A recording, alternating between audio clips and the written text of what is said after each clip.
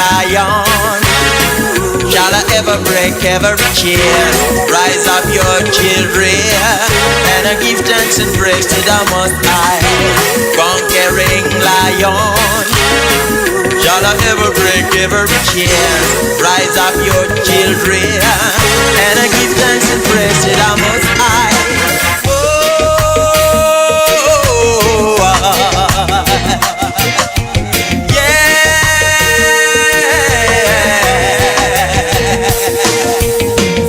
So yeah, whoa. So yeah, whoa. Just a bar, just a hole. Jebal ko say Johnny. Nakangamana der, begam lo askangi. Nakangamana der, be askangi jog tahaw. Manelanga say. Jokesiyo, Defchiyo, Benyu Degolo. Na jok, Sako Wako Wako. The conquering lion. Shall I ever break every chain? Rise up your children and give thanks and praise to the Most High. Conquering lion. Shall I ever break every chain? Rise up your children and give thanks and praise to the Most High.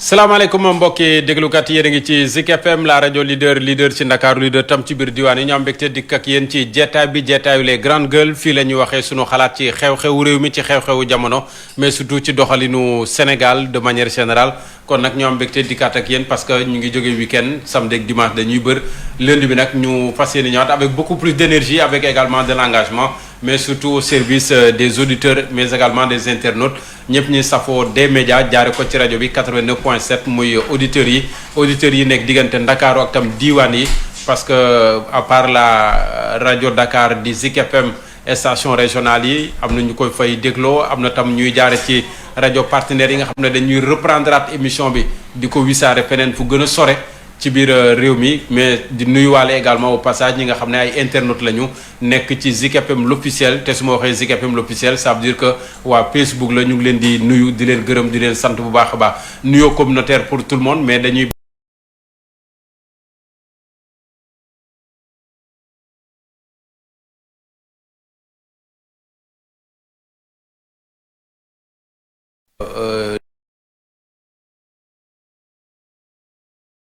Dakar li mu am ci tali taane na diwaan yoo xam ne boo fa demee tali ya demewul noonu xëy na nag am na amélioration mais toujours est-il que rek coono am na parce que tout simplement tali bi dafay métti tali bi nga xam ne suuf si yenn saa yi da koy nangu tali bi nga xam ne day fekk mu toj tali ñu toj ko war ko defar la ñuy defar ba pare du ñu delloowaat tali ba loolu yëpp nekk ay jafe-jafe yoo xam ne automobilistes yi de manière générale dañ koy dund donc nuyoo communautaire pour tout le monde nuyoo également ñi nga xam ne ñoom la caabi féete ginnaaw parce que ñooñu également souvent dañ leen di fàtte ñi caabi féete ginnaaw ñi nga xam ne tëdd nañ ci loolu hôpital nekk ci tawat rawatina mbasub Covid 19 parce que mi ngi fi ñoom également ñu ngi leen di ñaanal yàlla suturaal leen bu baax a baax kon nag di nuyuwaat techniciens yi Cheikh Anta ak Chérif Bekay ak Chimère Diop ñiy faral di nekk ci technique bi bu ngeen ñu déggee ñoom la bu ngeen ñuy dégg di ñu gis également ñoom la ci Facebook bi kon nag ñu ngi leen di beral nuyoo bu baax a baax fii nag ci plateau bi bu ñu fi dikkaatee dañuy fas yéene ànd ak yéen ci waxtaan wi nga xam ne moom ngeen yàkkam ci waxtaan wi nga xam ne moom ngeen taamu également pour xam li xew ci réew mi wala boog déglu xalaatu nit ñi ci li xew ci réew mi te ku ci nekk également sa xalaat mais nangul sa morom également xalaatam et on ne va pas déroger à la règle saa yu fi jigéen teewee moom la ñuy njëkk a jox kàddu sargale leen ko nuyu leen dalal leen jàmm soxna Ndeye Dime ñu lay nuyu di la dalal. jërëjëf ndeysaan Simon merci beaucoup maa ngi lay nuyu bu baax man tamit di la ziar di nuyu ñi ñuy bàyyi xel ñëpp jamono ji njëkke ko nag ci studio bi. Bokar maa ngi koy nuyu bu baax di ko ziar di nuyu tamit président Lamine Gueye. nekk noonu tamit Cheikh Anta Gueye moom ak équipe technique bi yëpp. ak tamit waa télé ba ndax ñoom dañ leen ñu jara sargal lañ. Simon di leen nuyu bu baax di leen ziar. di ziar nag suñu mbokk yi nga xamante ne ni tamit ñu ngi ci diaspora bi dañuy bàyyi xel bu baax xel day fattu rek. te comme ni nga koy waxee rek Simon nuyoo communautaire rek daanaka dajal na ñëpp mais yàlla xam na ni fu nekk la ñuy jot ay yóbbante di rafetlu émission bi kon waa diaspora bi ñoom ñëpp ñu ngi leen di nuyu Pythagore ñu ngi koy nuyu bu baax a baax di ko ziar di nuyu Khady Mbaye nekk ca Nigéria moom it mi ngi bàyyi xel bu baax a baax nekk ci Walter City nuyu tamit Jatu Diop moom nee na Japon la nekk donc moom it jot naa vraiment ay yóbbanteem mu jagleel ko waa kër gi yëpp jagleel ko tamit liggéey bi fii di am ci grande gueule bi Simon nee na mi ngi lay nuyu bu baax di kontaan li nga xamante ni noonu lay animé débat bi nuyu tamit suñu mbokk yi nekk Touba ñu ngi leen di ziar mënuma ñàkk a toog ci plateau te du ma leen tudd maa ngi leen di ziar bu baax di leen nuyu di nuyu këru diina yëpp nga baal ma nag ma souhaité rek un joyeux anniversaire à Fatima Diop nga xam ne suñu collègue la nekk ci kër gi di liggéey bu am solo moom mu nekk tamit jàmbaar ci liggéey bi nekk ku neex a nekkal lool ndax wax dëgg yàlla man damaa sikk waaye macha allah waaw damaa sikk waaye moom macha allah wax dëgg yàlla te da nga wàccee sa bopp rek waaw wax dëgg yàlla dama koy ñaan rek li mu bëgg ci xolam moo ko xam yàlla na ko suñu borom defal yàlla may ko jëkkër ju baax yàlla yokk martabaam jox ko lu kawe lu njort lu rëy yàlla xam na ne xol laay waxee ndaxte dañoo dem ba ci biir sama diggante ak moom mu am leneen lu ci feeñ. te fekk ni déjà lépp rafetoon na ba pare. te tey bu ñaawoon tamit day gën a metti waaye lépp rafet na kon ma koy ñaanal yàlla gudd fan wér-gu-yaram di ko ñaanal yàlla tamit xolu muñ ndaxte fan yële passé rek gis nga waajuram bu góor génn àddina vraiment mbégte ak kontaante rek la ñu am kii souhaité ko joyeux anniversaire boobu. am na solo parce que Fatima moom kenn la ci biir kër gi. waaw ñu koy ñaanal bu baax a baax yal na ko yàlla dolli sutura may ko fan gudd ànd ak wér ànd ak sutura joyeux anniversaire Fatima. waaw jërëjëf sëñ Bokar ñu lay nuyu. di la dalal. merci bon di lay fay di nuyu bu baax soxna Ndeye Dime di nuyu aussi sëñ Lamine. Cheikh Anta Chérif ak képp ku ñuy déglu rek foo mën a nekk ci àdduna bi di ñaan yàlla émission bi fekk la si jàmm te mu doon jàmm ju sax. di ñaan yàlla mu dolli ñu sutura teranga naataange ak barke. yàlla defal ñu jàmm ju sax ci Sénégal.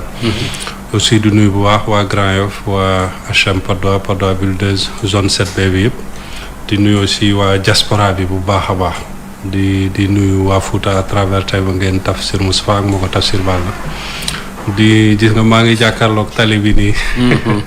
man sama place bi dafa positionné bu may xool jafe-jafe yi nekk ci bouchon yi ñii di ñibbi. heure bi boo wàccee c'est incroyable ba pare aussi xam nga passerelle bi fu mu nekk par rapport ak fi nit ñi di jéggee donc ñu bari dañuy jéggi. te mu nekk ay risques yoo xam ne aussi des fois jar na di bàyyi xel daal jar na di bàyyi xel parce que du benn du ñaar da ngay gis soit. oto dal ci kaw nit. wala mu xaw ko laal. te loolu aussi toujours rek dafay compliqué daal dafay compliqué. yàlla na yàlla dolli sutura. amiin Bokar Lamine Gueye ñu lay nuyu di la dalal. waaw ñu ngi lay ziar bu baax di la nuyu Bokar nuyu Ndeye Dime di am mbégte saa su ne di participer di toog ak gars yi di waxtaan di yaakaar ne rek xëy na. li ñu fiy wax dina nekk njëriñ. parce que loolu tamit am na solo. di bokk ak yéen xëy na di souhaiter joyeux anniversaire ki nga xam ne mooy Fatmata Diop nekk ni ngeen ko waxee rek dëgg la yokk leen ci dara. man nag li ma koy ñaanal mooy balaa déwén mu am borom kër. amiin yaa rabbi. am na ko ma yónnee message léegi de ne moom mi ngi ci wutum ñaareel. xaw ma ndax Fatima bëgg na ñaareelam déet. en tout cas daal wax naa ko sànq ci rédaction bi. waaw te tamit rédaction bi aussi si moom gars yi mi ngi def lu rafet xale jigéen ñi foofu. su kenn anniversaire. wallaay ñu ma jox ko ay cadeau. ñu ñëw di so waaw ay formule yoo xam ne day raffermir ay liens. yu am solo la. day waaw lu rafet la. day rapprocher ay nit rawatina nit ñuy liggéey. def naa ne moment yi ñuy passé fii sax boo xoolee doo ko passé sa kër. donc il faut ñu am jàmm jooju suñu diggante. am kóolute googu am jàppalante bi.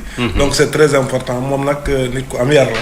dëgg yàlla léegi dimi ni ma ko waxee noonu la moom Fatmata Diop ñu koy ñaanal daal balaa déwén incha allah buñ koy souhaité fekk ko ci biir këram nag mu doon baax di gérer ni ñëpp Cheikh Anta ngi yëkkati loxo mais Cheikh Anta takkul kenn yow xam nga ne Cheikh Anta takkul kenn. Cheikh takkul bàyyiwul. waaw mais moom dafa loolu moom su amoon dinaa si kontaan. waaw mais yow nee na loolu. loolu moom su amoon moom kii tuuti la doon laal kii moo takkul kenn. non mais tuuti la doon laal bouton la doon bës. takkul kenn de takkul kenn c'est que tamit si moom sa émission bi war nga ko xool parce que ñaar ñuy téye yëpp ay célibataire. doy na waar daal mais bon. mais di nuyu ñëpp ñi ñuy déglu vraiment di bëggee ci ñëpp rawatina nag fa ñu juddoo muy waa Pikine. donc di leen ñaanal jàmm ñoom it surtout fàttewuñu aussi ñi am ay jafe-jafe tey damay liiraat dossier. bi sunu doyen bee def ci mbënn mi. di tur ba lay fàtte te mu nekk sunu doyen bee nekk fële waaye yoonu saa xam naa ne bu ko jege woon wax ko. presse écrite la ne presse écrite non dossier bu grave la def ci l'observateur c'est le nom qui m'échappe ndeysaan maa ngi koy nuyu de passage xam naa ne xam na boppam donc ba léegi pour wane ni nit ñi il faut lire cet article là pour wane ni nit ñi am na ñoo xam ne sax dañ ci jëlee ay jafe-jafe yoo xam ne dafay tourner bopp wala muy ay traumatisme donc bu nit ñi di wax affaire inondation yooyu yëpp da ciy am donc ñu leen di bàyyi xel di leen masawu di ñaan yàlla rek mu teggil leen ko voilà di jégalu nag peut-être pour Fatou Abdou parce que waroon na fee teew également mais mi ngi ci yeneen yitte Cheikh Omar Talla également ñu koy souhaiter bon rétablissement parce que bëñëm bi lay jàmbat que déjà keroog vendredi. bon xaw ma ndax dindi na ko xaw ma dindiwu ko daal mais daal. mi ngi noonu waaw bu ragalul daal na ko dindi maanaam bëñ moom bu ma naree sonal ma ne waaju buddil man maa moom sam bëñ bi te maa la jox ndigal buddi ko ma tàggoog moom tàggoog méttit mu jeex voilà donc mi ngi noonu mais nag président làmb ji ñàkkati na de waaw Père Double Less sànq sax lañ ko denc def naa ci sëgg yoof yi ginnaaw levée du corps bi ñu def ak lu làmb yëpp def naa daje nañ fa ci image yi mu gis en tout cas ci net bi am na ay sites yu ko doon relayer en direct mais tu sens que làmb ji ñàkk na dëgg la ku mel ni Double Less yàgg def jaloore yàgg am ay tàkku santam ci biir réew mi dem ba ay doomam sax wuutu ko ci làmb ji ngemb ni moom di fi def également ay jaloore kon làmb ji ñàkk na te ki dem moom wax dëgg yàlla yàgg na jox Sénégal ndam yàgg na yëkkati turu réew mi bokk ci wàllu làmb dëgg la def naa ne làmb moom mënoo ko wax te waxoo Double Less waay def naa ne sax boo xoolee bu baax a baax avant l'avènement ñoom ay Tyson ak yooyu moom bokk na ci ñi nga xam ne peut-être bi ñu ñëwee ci làmb ji am na lu bari lu bees lu ñu àndi waaw si surtout que sax làmb ji ci temps yooyu peut-être nga xam ne Dakar notamment écurie Fass peut-être moo doon attraction bi te moo doon peut-être catalyser maanaam victoire yu gën a bari wala enjeu yi daal yi gën a am mais moom dafa ñëw nag ak beneen façon ak beneen forme ak yeneeni culture ñëw enrichir làmb ji moom Double Less mais nekkoon koo xam ne aussi ci wàllu làmb def naa ne c'était un champion boo xam ne kenn du ko naatable ci aussi peut-être façon moom bi mu doon lutter ak morphologie ak façon bi mu daan téye ay adversaires technicité bi mu ci doon àndal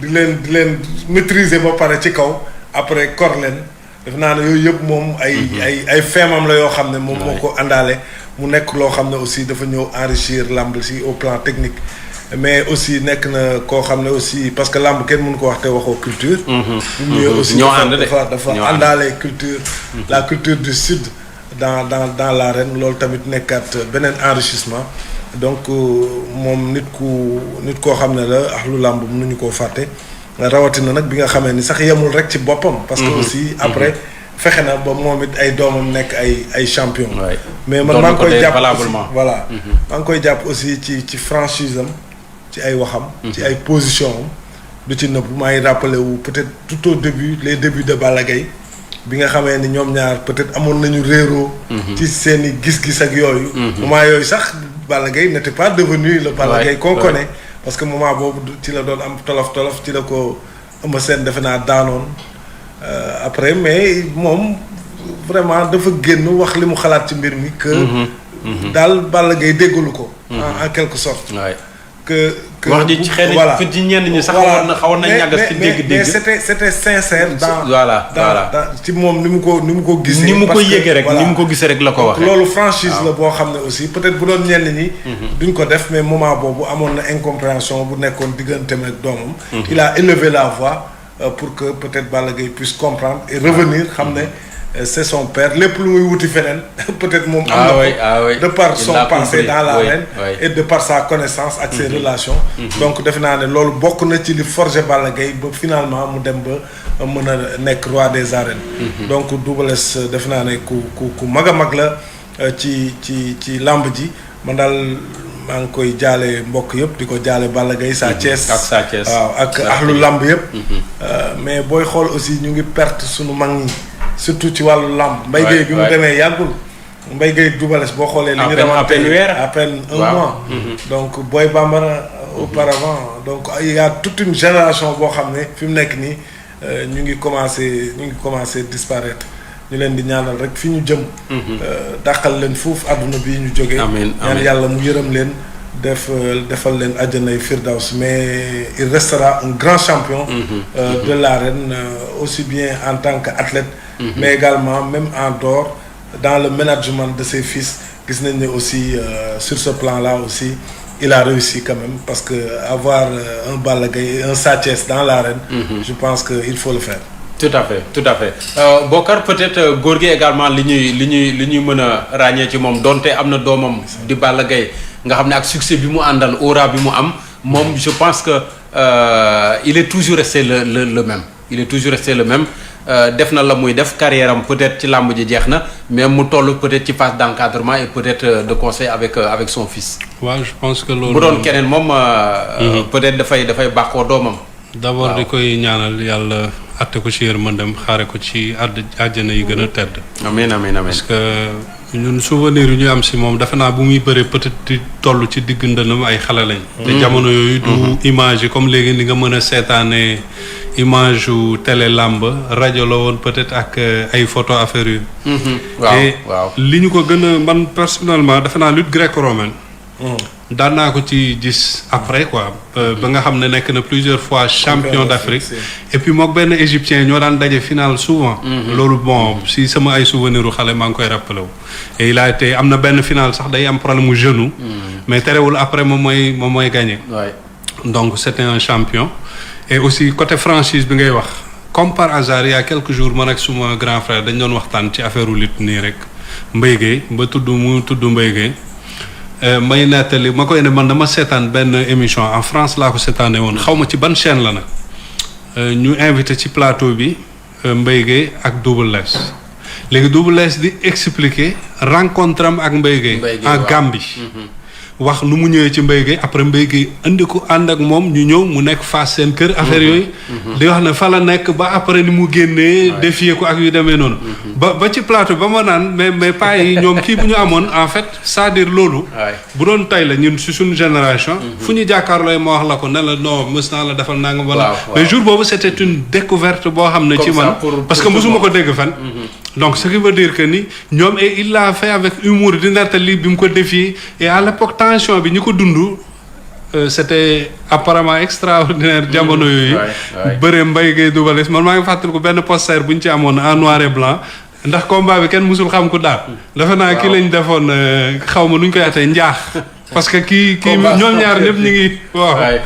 donc voilà boo gisee aussi le fait que verdict bala ñuy xaar ba tey. ndeysaan ba pare xoolal et puis yàlla def gis nga seen espacement liñ fi jógee sorantewul loolu yëpp c'est significatif. donc di ñaan yàlla rek vraiment fa ñu jëm ñoom ñëpp mu gënal leen fuuf fi ñu jóge ñi ñu bàyyi ci seen ginnaaw aussi au-delà de l'aspect sportif nga xam ne voilà mën nga toog tey ñu lay wax sa waajur defoon na fi nangam ak nangam mais valeur yi nga xam ne aussi dañ leen koy seedal ci lu baax. ñu jéem ko roy ba noppi aussi sax ci ba pare gën ko dëggal ba nga xam ne aussi voilà dinañ mën a perpétuer loolu ndax héritage bu am solo la. ndax nit dafa naa tey Sénégal dafa nekk réew moo xam ne dañu soxla ay champion dañu soxla ay références sur le plan sportif. bés bu jot dafay feeñ xam naa dinañ ci ñëw peut-être plus tard ci yeneen kii yi fi jaar compétition yi. mais juste pour sport individuel dafa metti parce que sport collectif mën nga wéeru ci sa morom. mais sport individuel boo xam ne ñi ngay ànd ak yëpp bu ngeen nekkee ci biir géew bi bu ñuy siffler dañuy génn bàyyi la fa. dañuy yor ka fay wét. donc yaa fay wét. kooku il faut beaucoup de courage. moo tax vraiment di leen ñaanal et puis sunu culture la boo xam dañ ko développer moo tax tey mu yegg fii. donc ñoom c'était des acteurs yi nga xam ne defe naa bu ñu ko entretenir loon comme il faut rafetal ko peut-être sport bi dee na bu yàgg. donc bëri na tey ay jeunes yu ñuy wax ne ñoom ñoo tax bëre bi yegg fi mais c'est parce que bi ñuy jot relais bi. bi ñuy jot. dafa fekk ñu liggéey ko ba pare jottali leen ko. donc ñii nag ñoo ko liggéeyoon. ba voilà ñii ñoo ko jëlee ci mbedd mi. yóbbu ko ci arène bi fële yóbbu ko stade dugal ko fa ba mu yegg tey fi mu yegg.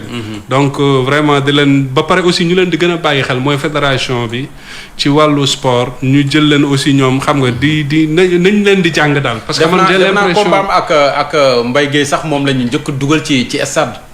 parce que temps boobu comme li ngay wax peut-être buzz bi ak tension bi demee na boo xam ne on s'est dit que foofu rek lañ ko mën a bëree. waaw ñu ngi doon wax naan Mbaye Guèye je pense que moo njëkk a indi stade Demba Diop. waaw quelque chose comme ça benn je sais plus c'était contre qui mais jamono yi di wax ne 1 million la 1 million cachet boo xam ne nangam xoolal tey fi bëre yegg. waaw ce qui veut dire que léegi fay 1 million sax nga xeeb voilà déet xalaatuloo ko sax ba ci combat yi xanaa man mii sax tey ku ma doon defal ak ku ma tegaloon combat ak puy di nga ma fay loo 1 million. te ngaa combat ak Pa Assane rek. non Pa Assane du ma Pa Assane moom sànq li ko dal xam naa plus tard dinaa ko nettali mais di ñaanal vraiment ñëpp jàmm ñi nga xam ne aussi ñoo fi des ci wàllu sport. parce que j'ai vu aussi jamono yi la Mohamed Ali. muy lancer un appel par rapport ak tànk bu mu amee ak waaw voilà suñu waaw ñi ñuy wax les anciens sur le plan sportif nañ leen di gën a accompagner di leen gën a bàyyi xel waaw loolu aussi defe naa lu nga xam ne day am solo ci seen dund ba ëllëg aussi bu ñu fi jógee c'est vrai dinañ leen rendre hommage mais dafay fekk aussi ci li des ci seen dund taxawu nañ leen taxaw boo xam ne bu ñu ñëwee di leen defal hommage de voilà ci seen ginnaaw aussi day nekk loo xam ne c'est légitime tout à fait Dime peut-être des na nag doom ji wala doom yi sax Balla Gaye 2 ak Sa Thiès peut-être te héritage bi leen góor gi bàyyil. tout à fait en tout cas ci wàllu làmb. dëgg la te sax loolu jar na sant yàlla bu baax. ndaxte dañuy gis léeg-léeg nga nekk ci dara di ko def ba sa wàllu wéy. nga gestu gisoo doom bu mën a jël sa relève. loolu des fois day métti. mais moom dafa war a sant yàlla bu baax a baax julli si yonent bi mooy xam da daan bëre. xëy na amoon na benn goût d'inachevé boo xamante ne ni tey jii ay doom eggaleel nañ ko te loolu day sedd lool ci xol.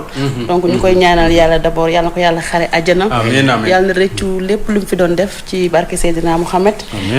effectivement doom yi fi mu nekk nii moom comme que seen waajur làqu na ñoom ñoo fi des. continuer rek di def vraiment ay exploit ci làmb ji te wax dëgg yàlla nag ay champion rek la jur. surtout que Balla Gaye jël na ñaata avance 4 avance yu bëreegul. waaw jël na ay avance yu bëri yoo xamante ne voilà donc ndeysaan xam naa ni buy bëree. papa ji lay bëreel papaam lay bëreel. wax dëgg yàlla ñu leen di ñaanal yàlla ñu assurer relève bi comme ni ñu koy defee. li fi Bokar wax nag foofu am na solo. Les anciennes gloires dañ leen war a gëstu bu baax a baax. ci seen dund nag. keroog maa ngi koy wax ma ne gis nga baax na trop nit bu génnee àddina nga waxal ko lu baax vraiment defar ginnaaw ba mu rafet. mais dama jàpp ne tamit bu nit di dund loolu moo koy gën a amal solo. des fois sax dama daan dégg ñenn ci ñu siiw sax di wax ni man daal ku ma delloowul njukkal ji bu may dund. ba ma ko defaree bu ma génnee àddina daal baalu ma la ko wala yàlla bu ma la raw.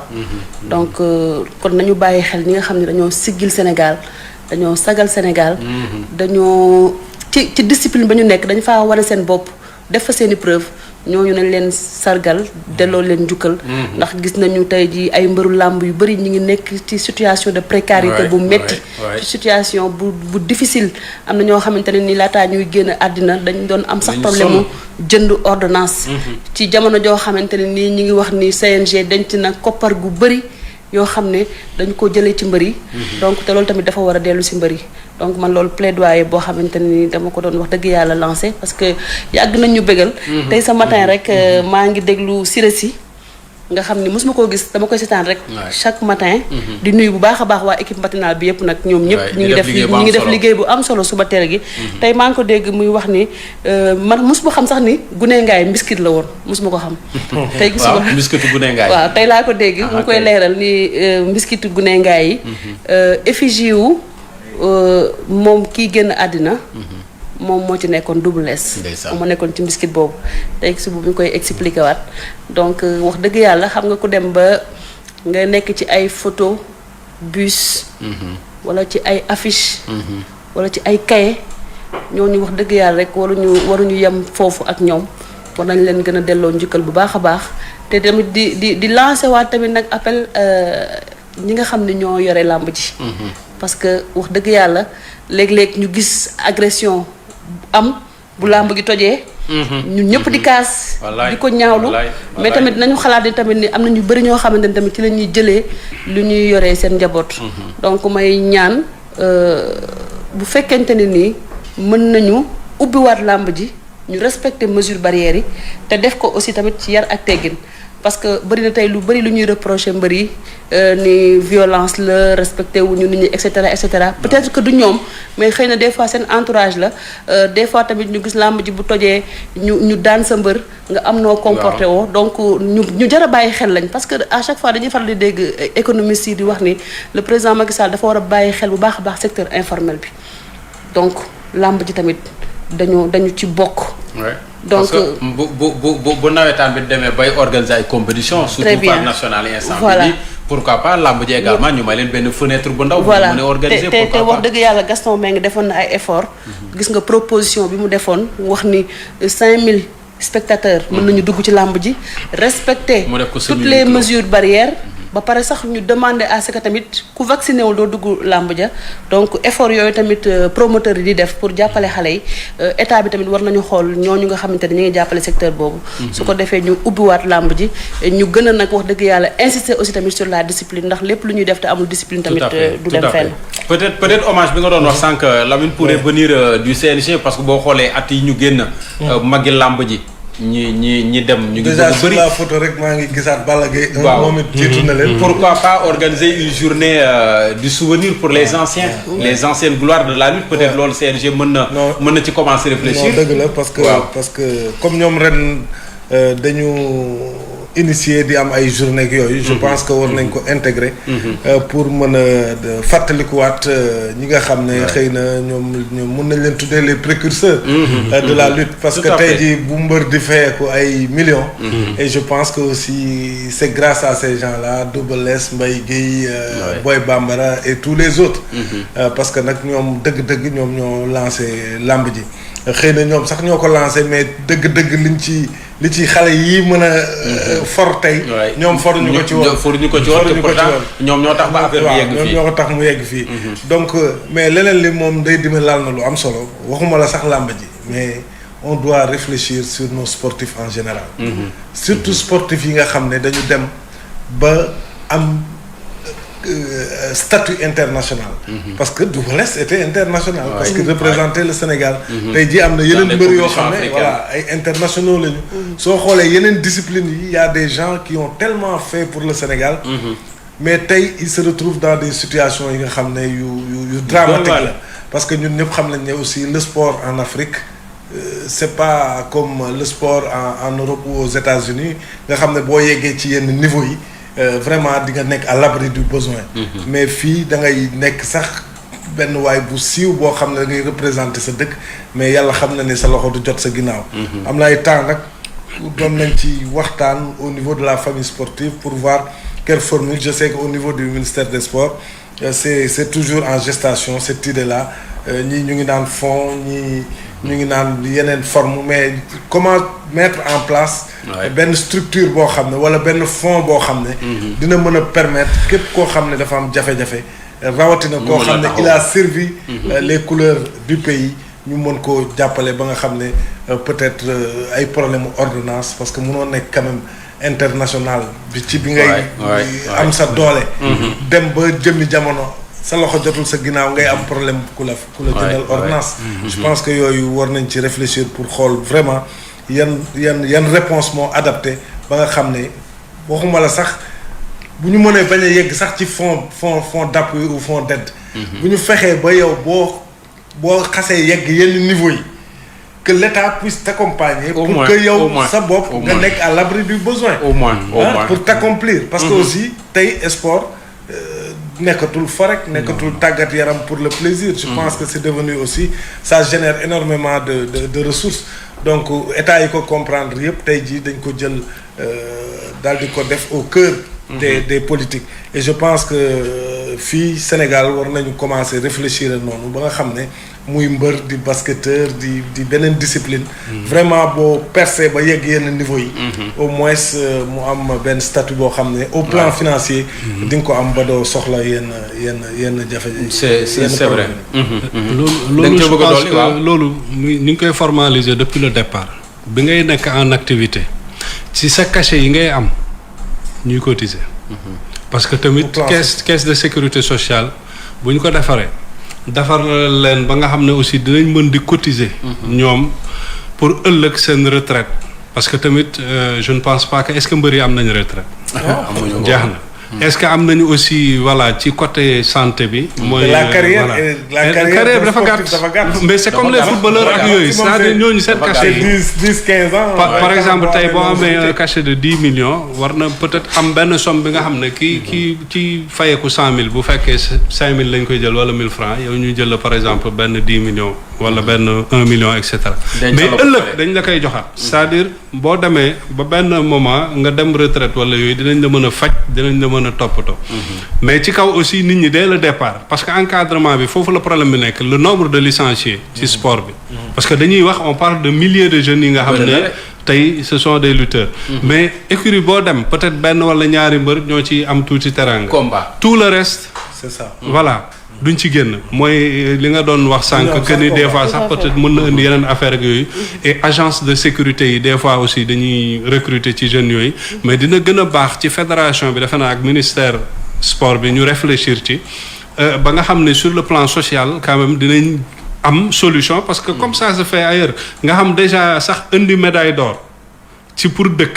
mais li des sa dund dañ la war a toppatoo c'est-à-dire am na médaille d'or boo ko indee dañ la war a toppatoo ba nga xam ne li des sa dund au moins faju moom kooku mooy li gën a tuuti ci li nga war a mën a garantir nit ñu bëri ci ñoom amuñu ko nit warul mën a nekk un international nit warul mën a nekk koo xam da ngay représenter sa dëkk di dem fenn ba pare di ñëw feebar di am problème mu faju loolu warta mën a nekk donc vraiment te loolu yëpp ci réflexion la ak aussi loo xam ne dañ koy jël ñoom ci combat yi ñuy porter ndax keroog mbër ñu ngi tuddee seen bopp nee nañ bon dafa am classe ay mbër VIP léegi ñeneen ñi ñoo doon ñaxtu def conférence de presse di wax na ñële bi ñu demee palais ñu recevoir leen nii ak ñi la fa demee et cetera léegi ñoom ñooñu di ñaxtu seen combat boobu pour man waruñu ko bàyyi ils doivent aller plus loin mooy nañu interpeller ñi nga xam ne ñoo yor làmb ji ak aussi seen ministère tutelle comme ça ñu waxtaan ba wutal leen ay solution parce que effectivement bu fekkee toujours élite bi ñoom dañuy nekk ci benn station nekk ci ay situation mais ñoom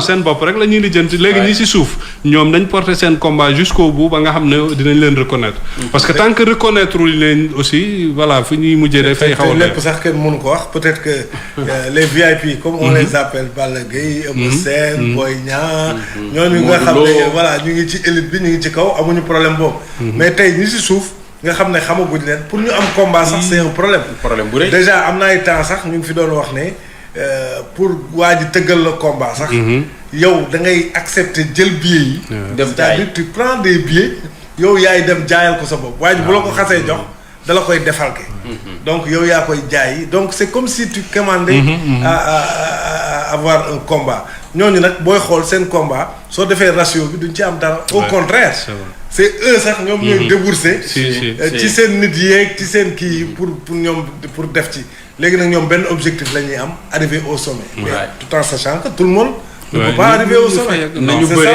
ñu feeñ nit ñi gis leen ñu commencé yëg échelon yi donc loolu balaa nga yëg yow li ngay wax ni c'est tellement important ça doit être un chantier du nouveau CNG là qui est là parce que yooyu tamit c'est des problèmes xoolal la li ngay wax ni am na benn tour bu doon flash sama bopp sa Cheikh Mbaba le gars il a été plusieurs fois defe naa champion ci affaire kii lutte gréco-romaine qu'est-ce qu'il est devenu ah li ñuy wax yëpp maa ngi naan mais am na benn waay bu gàtt nii Eumeu Sène lay ndiro bu mënoon bëree lutte gréco-romaine mais le gars qu'est-ce qu'il est devenu peut-être également promoteurs yi wala boog ñu seetaat ay yeneen pexe yu ñuy mën a def pour mbër yu ndaw yi également mën di am combat parce que peut-être genre mbapat pourquoi pas mbapat yaa ngi mbapat nag gars yi pourquoi pas mais lutte gréco-romaine bi parce que di nga gis ñoo xam ne dañuy toog atum lëm saison lëm duñu bëre mais lutte gréco-romaine lu tax ñun duñu dem nga transformer leen lutte gréco-romaine mun nañ fa dem man bu ma xoolee Teddy Riner bi nekk champion du monde champion de wër na mën a fii suñu yenn mbëri bu ñu ko téyee du bouger donc judo gréco-romaine mais faudrait dire que également mu am ñu organiser yooyu oui ak judo affaire yooyu nga pousse leen ci ñu dem et puis ils vont compétir sur le plan international est-ce que gréco-romaine aussi est-ce que ça paye parce que non aussi c'est une question xam nga tubaab bi li ñuy def parce que boo gisee lutte bi lutte avec frappe di attirer la grande masse mais c'est les millions aussi mais nga xam ne ñoo nekk en jeu ay loolu ay Balla Gaye di gagner yow yaa koy attirer la grande masse sponsor yi également ñeme engagé c'est parce qu'il y a tout un spectacle derrière mooy li nga doon wax sànq lamb ak culture ñoom ñoo ànd peut-être bu ñu mënee organiser ko neneen ba loolu également mbër yu ndaw yi wala boog ñi bëgg a feeñ mën cee profiter mais yow yaay créé condition yi xoolal parce que léegi si moom mën nañ rafetlu aussi que ni mbër yi génération bu bees bi depuis Tyson d'ailleurs que ils sont devenus plus réalistes parce que tey mbër boo fi gis bu yeggee yenn niveau VIP yi voilà du dilapider son argent ñu bëri ñu ngi ci business il investit voilà dañuy am ay ñoom Modou Lo Balla Gaye jënd ay action fii wala am nañ ay investissement yoo xam ne ñu ngi koy def peut-être que ñoom d'ici quelques années duñu am problème difficulté yi nga xam au moins ñu mën a am ay revenu. voilà gis nañ ko. mais maintenant li ci des mooy am na nag la grande masse bi nga xam ne mooy xale yi. surtout am licence yi nga xam ne pour ñu am combat. problème licence te amuñu sens loolu nag il faudrait que le CNG avec les promoteurs ñu xool nan lañu leen di. bien sûr jàppale. waaw xam nga rek mooy par rapport ak projet yi nga doon wax. pour man loolu télévision yi sax war nañ ci mën dugal seen loxo. di organiser ay spectacle di organiser ay spectacle yoo xam ne nii dina permettre mbëri ndaw yi mën ci génn. parce que comme que mastodonte yi rek la ñuy bëgg di. organiser di tëgg. mu nekk par exemple sport de quartier. par exemple ñu ne écurie diw mooy dajeek écurie diw. benn télévision ñëw dugg ci. mu am ay sponsors yu ñëw dugg ci. loolu jàpp naa ne télé bi gañe ci. mbër bi itam gañe ci. loolu je pense que ni mën nañ ci réfléchir ci format yi mel noonu parce que tamit am na ay promoteurs yu ci mel ni Gaston Mbengue il faut ñu rendre ko hommage parce que moom laa gis mu doon def ay claf. waaw. moo révélé claf yi moo révélé. génération yi ñu génn ñi ñëpp. ci foofu la ñu génnee ay ñoom Zos Dóoraat ay ñoom Issa Pouye bu Caaroy ak yeneen mbër yoo xamante ne ni claf boobu moo leen wane Issa Pouye. Issa moom léegi defe naa la dina ko réer malheureusement. voilà il n'a plus de repères. ndeysaan voilà donc loolu da ciy baax te wax dëgg yàlla ñu jàppale les autorités le ministre du sport. wax dëgg yàlla ni ñuy jàppale club yeeg ASC yeeg yooyu. ñu jàppale tamit wax dëgg yàlla promoteur u li ñu ñemee def ci football bi ñu def ko ci làmb parce que dañu am jeunesse. dañu am jeunesse boo xam ne nii war nañ leen mën a encadrer. war nañ leen mën a encadrer parce que bu ñu leen encadrer ci lañ leen di canaliser utal leen yoon boo xam ni fa la ñuy jaar. su ko defee nguur gi jànkonteeg ay jafe-jafe yu bëri. ngir mën a saafara ñàkkum liggéey bi am ci réew mi. loolu mën nañ fa jaare parce que tamit c'est vrai que ñëpp mënuñu toog ci bureau yi. ñëpp mënuñu am liggéey boo xamante ni tamit salaire ngay am mais mën nga jaare foo xamante ne ni boo fa jaaree du nguur moo lay fay weer mais di nga yombalal nit ki muy créer ay xeetu liggéey yu mel noonu su ko defee ñëpp di ci jaare ñu ciy gis seen bopp te jàpp naa ne tey loolu rek moo mën a indi saafara ci ñàkkum xëy mi ci wàllu secteur boobu mel ni làmb am na ku may envoyé message nii léegi mu ne pourquoi pas un centre de formation pour les lutteurs peut-être à côté làmb ji nga xam ne moom la ñuy exercer moom lañ tànn ñu mën leen di également former ñuy am yeneen métier c'est vrai que ñu bëri ñu ngi ak seen métier man maa ngi réfléchir sax ci leneen rugby mbër yi su bëri mën nañ def rugby waaw am na ñoo xam ne rugby bi commencé woon na leen récupérer leen defar ay équipe rugby def championnat rugby et cetera il y a plusieurs sports yoo xam mën na génn ci làmb ji donc voilà day soxla rek gars yi toog jël seen temps réfléchir. mais de plus en plus aussi Simon il faut que mbër yi aussi ñu xam ne. peut-être au-delà de la lutte surtout xale yi nga xam ne ñu ngi ciy dugg. il faut ñu amaat beneen métier. parce que on a vu aussi am na ay mbër yoo xam ne. effectivement ku ci meloon ni ndem si yàlla si tubaabu joor moom tamit il fait partie mécanicien peut-être waaw moom xam nga moom amoon na métier am doon ko exercer loolu tamit dafa am solo parce que aussi da lay permettre nga am sa autonomie aussi bu fekkee ni làmb ji doxul nga mën a jël sa métier mu dundal la je pense que c'est un peu ça football bi sax loolu la ñuy commencer du woon guy gi guy gi ku ci nekkoon taximan je pense que amoon na sax mbëru policier amoon na sax mbër boo xamante ne nii bu nekkul commissariat dinaa ko vérifier waat mais takk der la woon à ses débuts da daan dem ci làmb ji di bëre un lutteur comme Boy Niang je sais que lui il était au lycée Limamoulaye il a dû après nag dafa mujjee bàyyi parce que peut-être lamb ji li muy laaj mais dem na ba première donc de même que Tyson il a fait des études également voilà ak Kanatik donc loolu dafa am solo parce que boo xoolee football bi léegi loolu la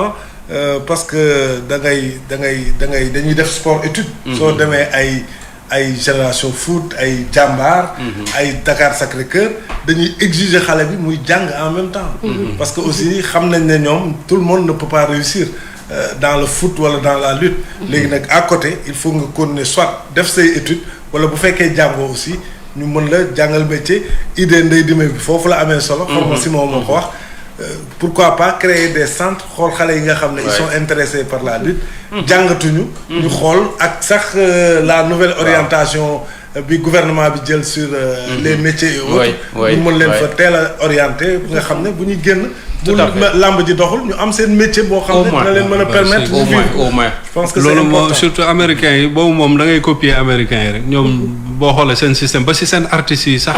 bu ci ñoom ñëpp ils sont diplômés par exemple ci université yi parce que boo amee. alal aussi te li ñuy wax Souleymane Faye moo ko doon wéy te amoo xam-xam. donc il faut derrière ñaari ànd mooy aussi gestion bi ñu ci bari léegi sportif yëpp comprendre ci àdduna bi. muy footballeur yi muy ñeneen dañuy continuer di jàngale pour aussi mën a gérer seen bopp seen bien parce que ñu ci bari nax nañ la. tout à fait waaw moo tax voilà gars yi daal nañu gën a waxtaan ak jeunes yi gën leen bàyyi xel su boobaa defe naa dinañ am ay début de solution parce que am nañu dugg ci làmb ji. fekk du woon seen option. mais seen gabarit seen doole. ak ñàkk leneen lu ñu def ba pare gis na fii war nañ fi mën a am ay millions moo tax ñu dem fa. mais ku leen orienté fa ñu bëgg a dem jàppale leen. yow yaa ngi perte al million parce que boo demoon yaa ngi yaakaar million boo demoon ca làmb ji di nga am xaalis. mais man loolu kay Tyson laa koy fàttali ko parce que Tyson benn waaye la woon nii rek foofu. en tout cas bëggoon na entraînement. waaw ñëpp xamoon nañ ko. nangoon cee sonn di entraîner. waaw mais comme ak masse bi mu yor ak taille bi mu yor. imposant. ensuite mu commencé di garder ay kii bu ngeen di def dara woo ko mu ñëw toog def. comme gérer leen surveiller leen bagage yi. mais c'est après la ñu gis ne. dugg na ci làmb ji. pourquoi pas. parce que moom sax wax na peut-être làmb ji c'était pas du woon sax lu mu opté woon wala kii. mais toog na xool. xam gis làmb ji jàpp ne lii war na ci mën a dugg. si yoonam. te effectivement il l'a fait te boo xoolee sax peut-être moom li mu jàng ak yooyu sax dafa am lu bari lu mu indi ci làmb ji. parce que Tyson mooy premier mbër man bi ma gis. journal télévisé muy làkk français. tu vois c'est important mais c'était quelque chose boo xam ne. Tyson mooy premier mbër bi sol costume takk cravate. def conférence de presse. c'est-à-dire boobu moom mi ngi révolutionner làmb ji wane ni. non regard bi ngeen amoon ci mbër bi léegi désormais bu leen ko amati. parce que révolutionner tam baax bi. voilà tout si je suis venu. révolutionner ko voilà ça je suis venu. pour réussir pour faire du business. donc moom tamit ñu koy rendre hommage vraiment il a apporté beaucoup. en s'inspirant je pense de Tafa Gueye. voilà c'est ça. xam nga des fois dafa am ku ma doon wax sama benn xarit. waaw da daan bëre. mos ma sax tuddee drapeau. dañu waxtaan benn jour mu ne ma mbër yi bañu ñu jàng bañu ñu ut xam-xam. mais dëkk bi ni mu méttee. jafe-jafe yi. te da ngay gis ku fayeeku léegi xaalisam cachet yóbbu yaayam màkka tabax kër. waaw ndeysaan mu ne ma loolu moo tax jeunes yi daw dem uti làmb ji. mais mu ne ma des fois damay comprendre ku mel ni Cheikh Yérim Seck xam naa ni waxeewul. fi nit ñi xalaatee jàpp ni dafay wax vraiment dans le sens de négativer les choses.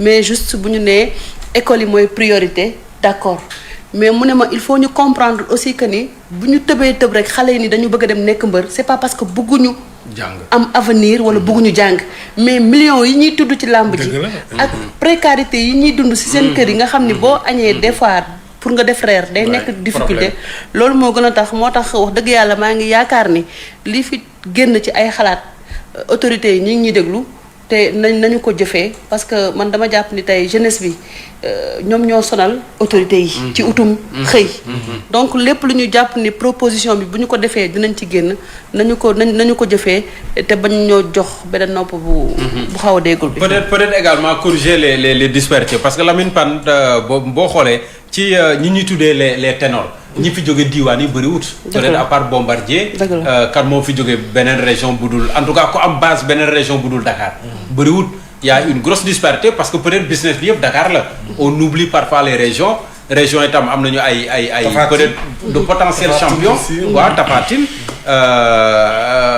y a de potentiel champion dans les régions mais comme business bi tam Dakar la ñoom ñëpp dañuy migrer ñëw fii jéem a intégrer écurie je pense également kilifa yi war nañoo réfléchir ci loolu comment développer la lutte également dans les régions parce que jox ko tam gëdd bi mu am xam nga làmb aussi dafa moderne léegi parce que boo xoolee ñoom Balla Gaye ama seen yi yëpp léegi bu ñu amee combat dañuy xam nga Balla Gaye bu ñu jógee sax fële yàggul moom déjà léegi il a choisi la France Paris pour di def préparation parce que aussi c'est devenu dafa am exigence parce que c'est le haut niveau aussi parce que ñoom li ñuy def ni sport de haut niveau la sport de haut niveau voilà dafa am lu muy laaj dafa laaj lu ay coono dafa laaj ay entraînement ultra moderne dafa am beneen façon dund tam lekk surtout laaj exigence en termes de récupération parce que xam nga am na ay temps gars yi nee nañ yenn gars yi dem nañ naan fi ay doom comprendre li ma la.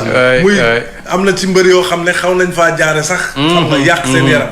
donc loolu da lay wan ni aussi affaire yi dafa am niveau d'exigence boo buggee sport de haut niveau. soo buggee performant dafa am lu muy laaj en termes de sacrifice. il faut que ngay tëdd heure il faut que ngay lekk lu baax. il faut ngay xool say fréquentation il faut nga nay sa bopp. donc yooyu dafa metti mbër dina préparer combat durant des mois. bu génnee boo ko xoolee nga xam ne kii. sa waay fooyewul combat liggéey na. donc loolu tamit lu am solo peut-être que nag c'est ça qui manque un peu dans les régions. moo tax ñoom it dañuy jéem a ñëw fii. pour mën a bénéficier wu justement. de ces conditions dóor bi daal man dóor bi moo ma neexul ci bëri. parce que dóor bi waaw dóor bi. parce que dóor bi. non dóor bi tubaab yi ñoo ñu ko dugalal. justement dóor bi tubaab yi ñoo ko ci dugal. parce que moo doon boole suñuy ay maam suñuy ay papa. ñun bëri simple lañu xamoon ñoom ñu dugal ci frappe bi. di dugal et frappe bi des fois day yàq da ngay gis technicité bi day mais ma demee bëri dóor fii rek la am de sa waay. waaw mais tubaab yi fii biñ fi ñëwee colon yi. c'est une spécialité sénégalaise. boo xoolee ñoom Falang kii Abdourahmane Ndiaye Falang génération yi daan bëre sénégalais. mais lutte traditionnelle. tubaab bi moom moo ci dugal kii bi dóor bi. moom moo ñu ko dugalal. mais est-ce que yaakaar nga ne lutte simple bi mën naa. catalyser moom moo tax yow ñu xëy na lutte avec frappe si moo séeréer la gis nga mbapat yi grand non déglul ma xam la mbapat dara dàqu ko. gis nga li xaaral ma toj sama mbokk yi waa Fouta yi xam nga du ñu percer bëri dóor parce que champion bi ñu amoon gars yi dañu ko jëlee Fouta ñëw indi ko Dakar quoi léegi nag xam naa dóor bi gars yi dañ ko desee entraîné bi mu ñëwee dajeeg booy Dakar yi sa waay baaxul moo tax nag boobu ba léegi xam nga bëri dóor pour nga am mbëru région bu taxaw dëgg-dëgg day jafe bëri door Dakar parce que Dakar la xeexu kur fa ñuy am moo tax aussi mbëru dóorante yi fii nga leen di amee. parce que nag moom tubaab bee ñu ko dugal. non tubaab bee ñu ko dugal. mais bëri tamit Simon bëri dafa metti quoi. aussi il faut ñu tirer le chapeau aux lutteurs. c'est pas évident nga nekk kenn bokk ci famille saa waay. bëri dafa metti xoola entourage bi Balla Gaye tey buy bëree war a benn Modou Lo. est-ce que yaa ngi imaginer sa famille. ñëppay nekk ci fitna ses parents. ses sœurs. supporters yi ko bëgg. yi nga xam seen yoon nekk su mais des fois ñooy gën a sonn ci combat. surtout bu nekkee yenn combat yi. mbëri yow nga dem stade su meeku saa waay télé yi jël na. dafa yëpp moo tax lu ñu leen fay aussi. jar na ko aussi. sincèrement lu ñu leen nga taxaw ak sa moroomu góor bu entraîné ni yow. ngeen di dóorante. loxoog loxo loolu amul fenn. c'est-à-dire. ça n'existe dans aucun pays amul benn sport boo xam ne même tubaab bi dañuy sol gant. boxe sax da ngay sol gant. mais loxoog loxo. il faut nga nekk nag jàmbaaru fàkk moo tax après moo tax ñu war a def étude sur après fin bi ñuy am mooy mbër yi bu ñu demee ba bàyyi conséquences yi sur le plan physique ak santé seen wér-gu-yaram est-ce que kur feñ yooyu bokk ci donc il va falloir vraiment ñu gën a approfondir lamb ji daal na ci gars yi toog gën a waxtaan quoi. peut-être que léegi sax avec la modernisation xëy na nouvelle génération bi dina tane mais mbër ñu mag ñëpp daanaka buñ demee ba tollu benn âge. daanaka duñu mën a ti dara surtout ci côté seen cër yi seen tànk yi. parce que physique beeg entraînement bi dafay diis goo xam ne. si c'est pas contrôlé médicalement mën na la indil problème foofu nag la seen problème prise en charge tamit di posé wu. parce que war nañ mën a am ñoom peut-être seen mutuelle. parce que booy fayee ko ay millions tamit war nga ci mën a xalaat sa bopp. nga xam ne boo demee ba tollu benn stade sa dund. nga mën a jël aussi en charge sa bopp. parce que c'est vrai que léeg-léeg nga dégg ci ñenn ñoo xamante ne ni li leen di dal million faju leen 2 millions faju leen. waaw te loolu nag dama jàpp ni bu ñu nekkee en activité. di gagner loolu ak loolu tabax ay kër baax na lool. macha allah tabax ay gratte-ciel macha allah. am ay soxna yu bakkane tamit macha allah. waaye tamit xalaat tamit ni boo feebaree. parce que gis naa ni léeg-léeg lu ci ëpp comme ñuy jouer théâtre des fois loolu moo leen di dal. parce que peut-être di nga nekk sa diggu ndënd. yàlla dimbale la ngay am ay millions yu baree bare. mais xëy na train de vie bi ak chéraay dund bi peut-être nga bëgg a dund benn niveau de vie bi ba doo mën a épargner. day métti pour xalaat ëllëg day métti loolu tamit je crois que ni ñoom mbër yi war nañ ci toog réfléchir. s'il le faut ñu am seen mutuelle am nañ association. très bien l'association des lutteurs en activité. dirigée actuellement par Gris Bordeaux. je pense que ñoom it am nañ rôle bu ñu war a jouer ci affaire bi aussi ñoom tamit comme ñoom seen activité la am nañ tey association war nañu mën a toog entre eux surtout ñoom ñi nga xam ne peut-être ñoo féetee kaw ñu waxtaane problème mu làmb parce que ñoom ñoo ci nekk xam nañ seeni problème xam nañ problème mu seeni rakk yi nekk ci suuf te mënuñoo am combat aussi ñoom ñu xool nan la ñuy jàppalante bu même bu fekkul mënuñu ko kii sax ñu am ay propositions yoo xam ne en tout cas ñi defoon conférence de presse bi ils sont excellents ñooñu moom ñu jar a déglu lañ ñu jar a déglu lañ parce que vraiment wax nañ seen ay doléances wax nañ ko ci teggin wax nañ li leen naqadi et cetera et ci waxin bu li ñu wax tam li ñu wax lu xel mënu nangu la donc waxtaan dafa baax daal dañuy gën a waxtaan rek li ci des aussi si moom mooy CNG aussi bon CNG peut-être que équipe bëlee dem docteur Alioune Sarr il a beaucoup fait quoi qu'on dise non il a beaucoup fait Alioune Sarr fii Alioune Sarr xëy na longévité bi la mais mbër fii da daan bëre ba pare di topp promoteur bi di daw du jot xaalisam am na fi amaat fi mais je pense que moom fexe na ba problème yooyu yëpp mu mujjee ko régler mais tey jii defe naa ne la nouvelle équipe nag dafa am ay questions yu bees yoo xam ne nag ñoo taxaw seen kanam voilà ñoom moom la ñu hérité il faut que aussi ñu étudier ko à fond pour mën ci apporter aussi des solutions comme ni ko docteur Alioune Sarr ak équipe am defee woon ci jamono ñoom ya ñuy yor jafe-jafe yi nga xam ne doon na taxaw ci kanam bu mbëri bi parce que tey jii discipline bu amee sax ci làmb ji tey nga mën a bëre te kenn du ko yàq kenn du am yenn écart yi ba télé yi di ko mën a jël en direct je pense que c'est grâce à cette équipe là qui a su quand même discipliner les gens te tout le monde sait que quand même mbër tamit làmb affaire doole da ci bari. voilà discipliné nañ leen par contre nag am na lu bari loo xamante tamit war nañ koo wax ñoom ci seen gestion boobu. et puis ni Alioune Sarr demee ñu jékki-jékki aussi teg fa keneen dañ ko ñeme wala wax rek mais am na lu bari loo xamante ni ñuul na ci biir te nit ñi tamit samp nañ ci laaj parce que yaakaar naa ne tey jii ñoom mbëru làmb yi bu ñu demee ba am seen mbiru bopp. kuñ fay teg war na mën a nekk consensus ñu waxtaane ko parce que gisoon nañ bi nga xamante ne ni Alioune Sarr war na dem gisoon nañ sax ku mel ni Tyson Matar Ba recevoir oon ko ba ñu bëri njortoon ni mën na am mu nekk ci bopp CNG loolu mujjeewul am mais dama jàpp ni rek ngir mbir yi gën a dox ci kaw transparence su ko defee comme que yow ñi ngay liggéeyal aussi war ngeen mën a déggoo ngeen tegu ci ay conducteur boo xamante ni ñëpp nañ ci gis seen bopp mais su fekkente ne tamit par contre CNG dafa am ku fa toog lu yàgg ba ñëpp ni na dem mu génn ci condition yoo xamante ne tey nii jàpp nañu ni bilan waroon na am waroon nañoo def ab taxaw seetlu xool ba ñu taxawalee CNG ba léegi lan lañ ci def ak lu ci deful ak surtout koppari parce que mbëri Lamine bëri na ci mbëri yoo xam ne dañuy taxaw di wax ni man dagg nañ ma temps te liñ ma dagg waaw vraiment mais règlement je suis d'accord mais nag aussi lu jar a xoolaat mais nag li ngay dagg aussi tamit ay dagg dit ay 4 millions 5 millions parce que dafa tardé benn minute aussi te ñoom duñu xam fan la te xamuñu tamit destination bi tamit loolu tamit yaakaar naa tamit lu jar a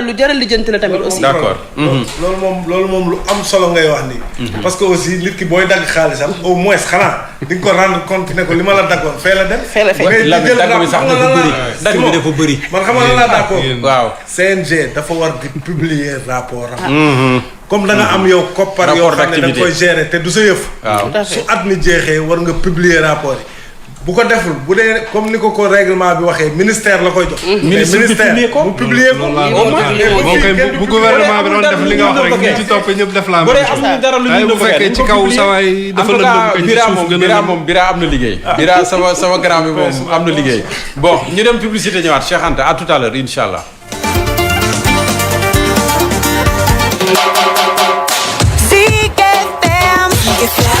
Zik FM. Bien arrivé à l'aéroport. Bien arrivé à l'hôtel. Tout va bien. Je suis dans un super restaurant. Waouh! Cette ville est super. Je vais activer ma vidéo et te montrer. Eh oui, avec les passes voyage d'Orange, partagez les moments forts de votre séjour avec vos proches. Profitez des passes voyage avec plus de générosité et découvrez nos nouveaux forfaits. Appels, SMS, Internet à partir de 1000 francs et utilisables dans plus de 30 pays. Souscription au dièse 166 dièse. Offre valable pour les clients Orange prépayés et les forfaits bloqués. Toutes nos infos sur orange.sn. Orange. En partenariat avec le réseau FESIC France, Fédération des établissements supérieurs d'intérêt collectif, l'Institut Mariste Post-Bac reçoit les bacheliers désireux de poursuivre une formation scientifique et technologique. Sciences de l'ingénieur, ingénieur généraliste en haute technologie, génie industriel et numérique, géosciences, sciences et techniques de la terre et du vivant, cybersécurité, intelligence artificielle, génie énergétique et des matériaux. Devenez ingénieur de très haut niveau après un cursus complet de 5 ans. Inscrivez-vous à l'Institut Mariste Post-Bac en appelant au 77 660 72 79 ou 76 361 25 66. Mail secrétariatpostbac@mariste.sn. Je m'appelle Aïssatou, j'ai 12 ans.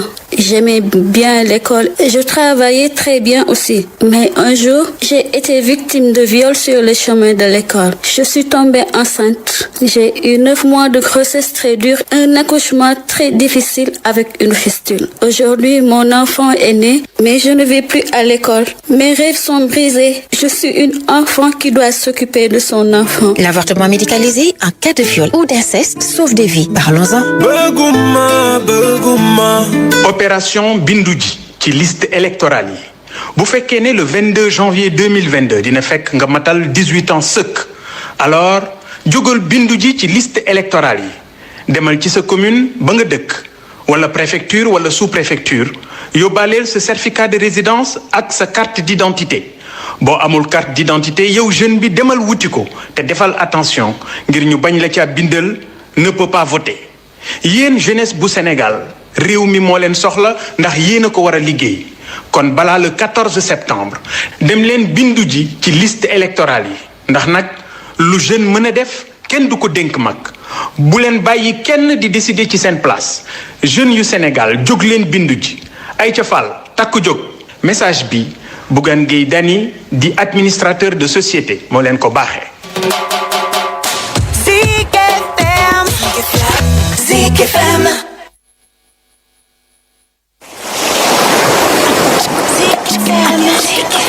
Zik FM, ma radio. Zik FM.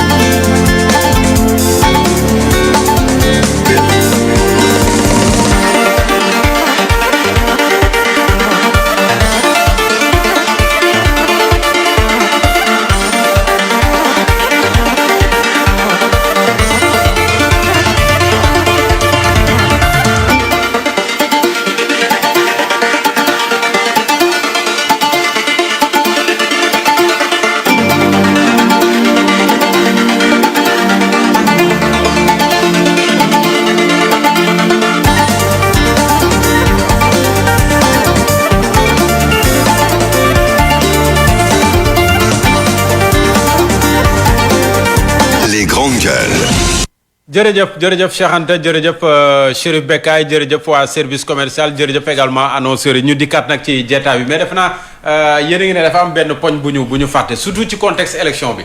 élection bi ñu toll. mbër yi ñuy recruter comme nervi wala boog ñu leen di recruter pour ñu dem di attaquer ay nit. waaw loolu tam je pense que lu jara wax la. rapidement. mais am nañ ci cas d'école ah. dëgg la waaw. Ndiaga Diouf Barthélémy Ndiaga Diouf waaw.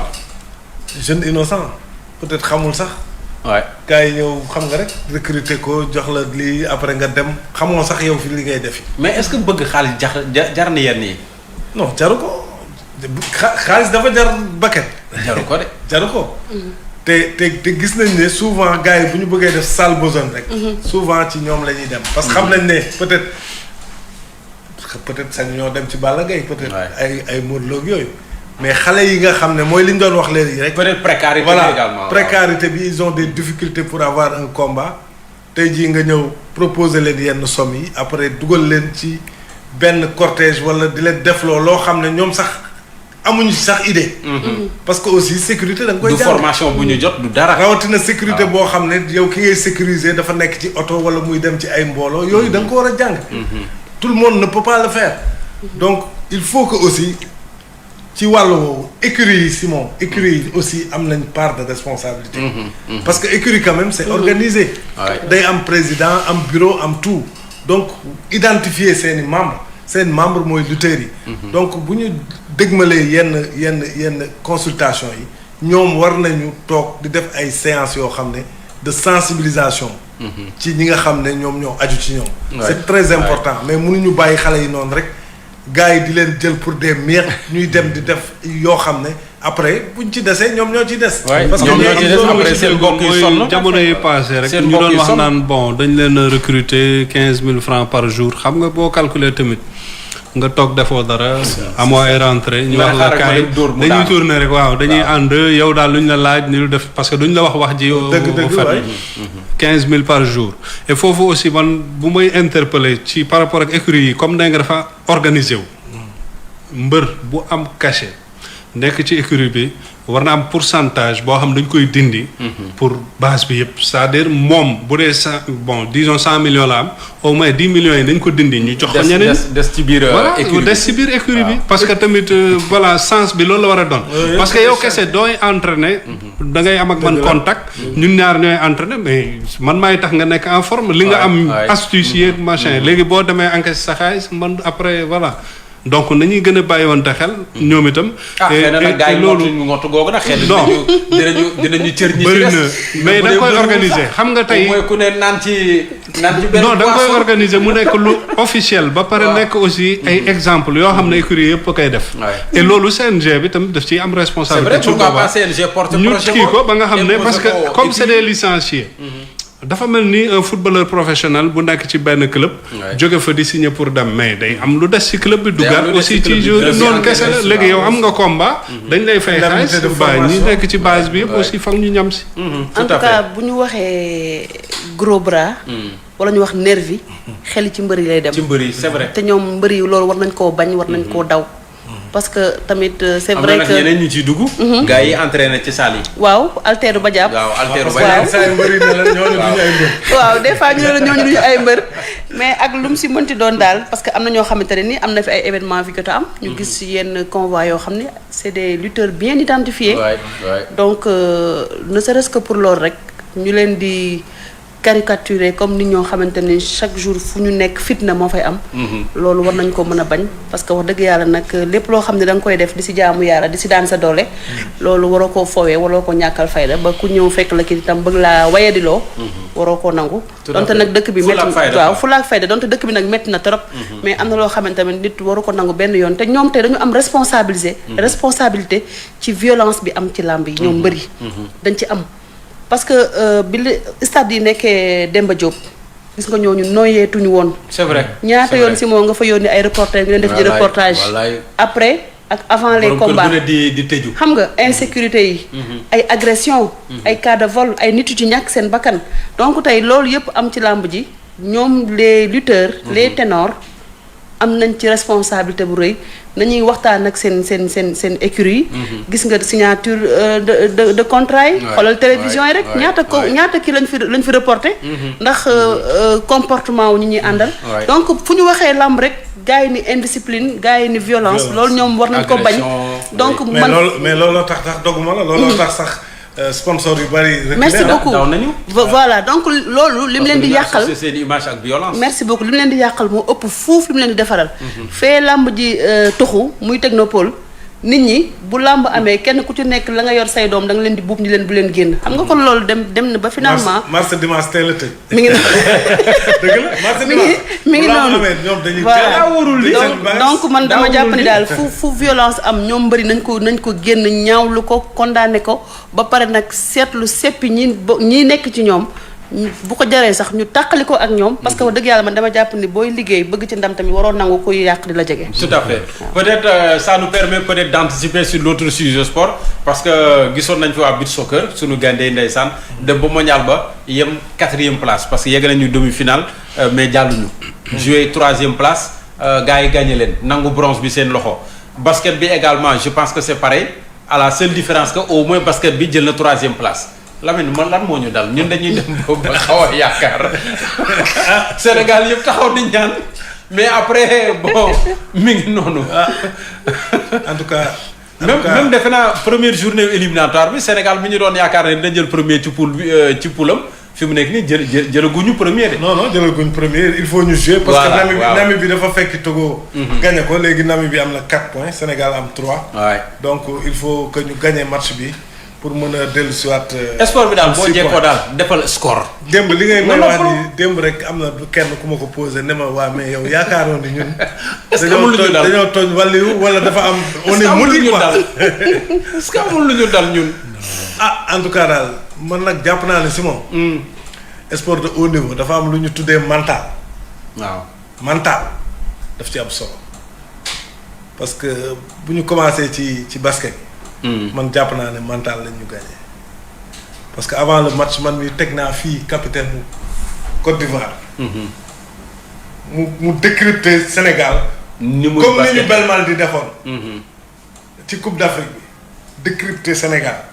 ne nag ñoom ñoo ñu ëpp ñu njool mais mbaa bëgg nañ daw parce que ñun dinañ leen daw. waaw parce que boo leen xëccee moom dañuy des ginnaaw. parce que ñun. suñu faiblesse mooy suñu taille ñoom ñoo ñu gën a njool. parce que lay wax mais nañ pare xam ne ñun dinañ leen dawloo. waay ak ton boo xam ne c'est-à-dire ñun waroon nañu xam ne bu ñuy ñëw ci match boobu demi-finale bi contre Côte d'Ivoire war nañu pare mentalement ba nga xam ne dara duñu bett. kooku déjà joxoon na la clé bi. joxoon na la clé match bi ce qui s'est passé mooy premier quart-temps bi lañu raté ñun. waay ñoom li ñu waxoon lañ def ñëw jël ñu ci kaw empêché ñu def lépp. ñun ñu am ay difficultés. on devait s'y attendre. waay loolu mooy mental la loolu dafa am solo loolu dafa am solo ci compétition de haut niveau. mooy booy ñëw ni ngay ñëwee sur première minute yi bu dee football la premier ballon yi premier duel yi. yooyu dafa am solo mais loolu nag dafa laaj léegi sax dans les équipes il y a dañuy am nu ñuy tuddee préparateur sur le plan mental. dans les équipes professionnelles léegi def naa sax Sénégal am na. kooku loolu rek mooy liggéey. am nañ ko moom nañ ko c'est vrai que am nañ ko nañ ko daax. c'est vrai que 5 joueurs yi ñoom ñoo nekk ci terrain bi mais je pense que l'erreur également est partie de l'entraîneur peut-être. non basket moom entraîneur mooy lépp. waaw. aujourd'hui beaucoup de gens se posent la question. Boniface il fut un excellent joueur. Ouais. mais est-ce que tamit il a. l'expérience requise pour mën a yóbbu équipe Afrobasket. parce que loolu tamit dafa am solo parce que am na ñeneen ñoo xam ne Cheikh Sarr bi nga xam ne moom moo yoroon Rwanda bien que Rwanda s'est arrêté. première phase bi je crois c'est un excellent entraîneur parce que am na expérience yor na jigéen ñi yor na góor ñi y en a d'autres kii nag da doon commencer peut-être dem na participer na en tant que joueur mais basket c'est l'entraîneur parce que toutes les stratégies sont définies par. doon joueur bu baax taxut nga doon entraîneur. loolu moo tax muy am temps mort parce que entraîneur bu xoolee ni lii mu teg nii sax am na défaillance day laaj temps mort. mu arrêté booy ñëwaat. mu waxaat donc moo gën a am influence sax ci yeneen discipline yi mais man jàpp naa ni daal Coupe d'Afrique bi gars yi gënuñu ñu woon équipe. Afrobasket bi on avait vraiment ñoo ko moomoon une bonne équipe. waaw entre des anciens ak de nouveaux. comme le gosse là Badio. le Rufisquois Branco il a été phénoménal mais jàpp naa ne ci match demi-finale bi Côte d'Ivoire agressivité lañ ñu indil. surtout premier quart-temps bi parce que presque le match s'est joué là-bas c'est vrai que Sénégal ñëwaat na ci troisième quart-temps bi waaw. mais on a fourni tellement d'efforts ba nga xam ne bi ñuy ñëw ci seen niveau. physiquement les joueurs sont épuisés. mais man daal Simon man pour man amul dara du ay xon du tous il faut que sur le plan mental. que ñu xoolaat suñuy préparation équipe nationale. pour le beach soccer moi j'ai l'impression que dañu dem euphorie trop. quand on s'est qualifié en demi-finale. xam nga ñun gagné ay Brésil ñun à la limite voilà comme le Brésil. jiguñu ñu quoi parce que c'est comme si on a gagné la finale. parce que boo déggoo après réaction yeeg yooyu quand tu prends du recul. c'est vrai que l'objectif affiché dès le départ c'était les demi-finales. mais bi ñu gagné il fallait rester concentré. xam ne il y a le match le plus important c'est la demi-finale. Ouais, puisque ça te permet d'ouvrir les portes de la finale. mais malheureusement man j'avais peur parce que man bi ñu nee Japon rek parce que le Japon presque ne nous réussit pas man bi ñu nee Japon rek surtout beach soccer Japon nga xam ne dañoo xaw a am doole xam nga beach soccer dafa laaj puissance. non seulement man doole xaw mais naa athlétique mais je pense que aussi loolu la quoi xaw nañ leen jël à la légère ni ñu concentré woo contre Brésil. pour man on a un peu perdu la concentration. rax ci dolli nag peut-être joueurs yi nga xam ne joué wuñu notamment Alseyni le gardien. peut-être que handicapé nañu aussi peut-être que carton yi ñu jël bari na contre le Brésil mais je pense que daal su fekkee ni bëgg nañ jël coupe il faut que sur le plan mental. coupe de manière générale. waaw de manière générale. petite catégorie ak lépp. parce que li ngay wax ni également c'est valable pour le football. pour le football mi nga xam ne tam ñu ngi koy séntu au virage. jusqu'à présent j'ai du mal à avaler cette défaite là contre l'Algérie. et à juste raison. parce que benn équipe mënu la jàpp yow entraîneur bi ñëw défier la ñëw joxe sax classement Sénégal. ci match de poule yi ñëw gagné la jaay la agressivité gagné la yàlla def ngeen dajawaat final mais quand même.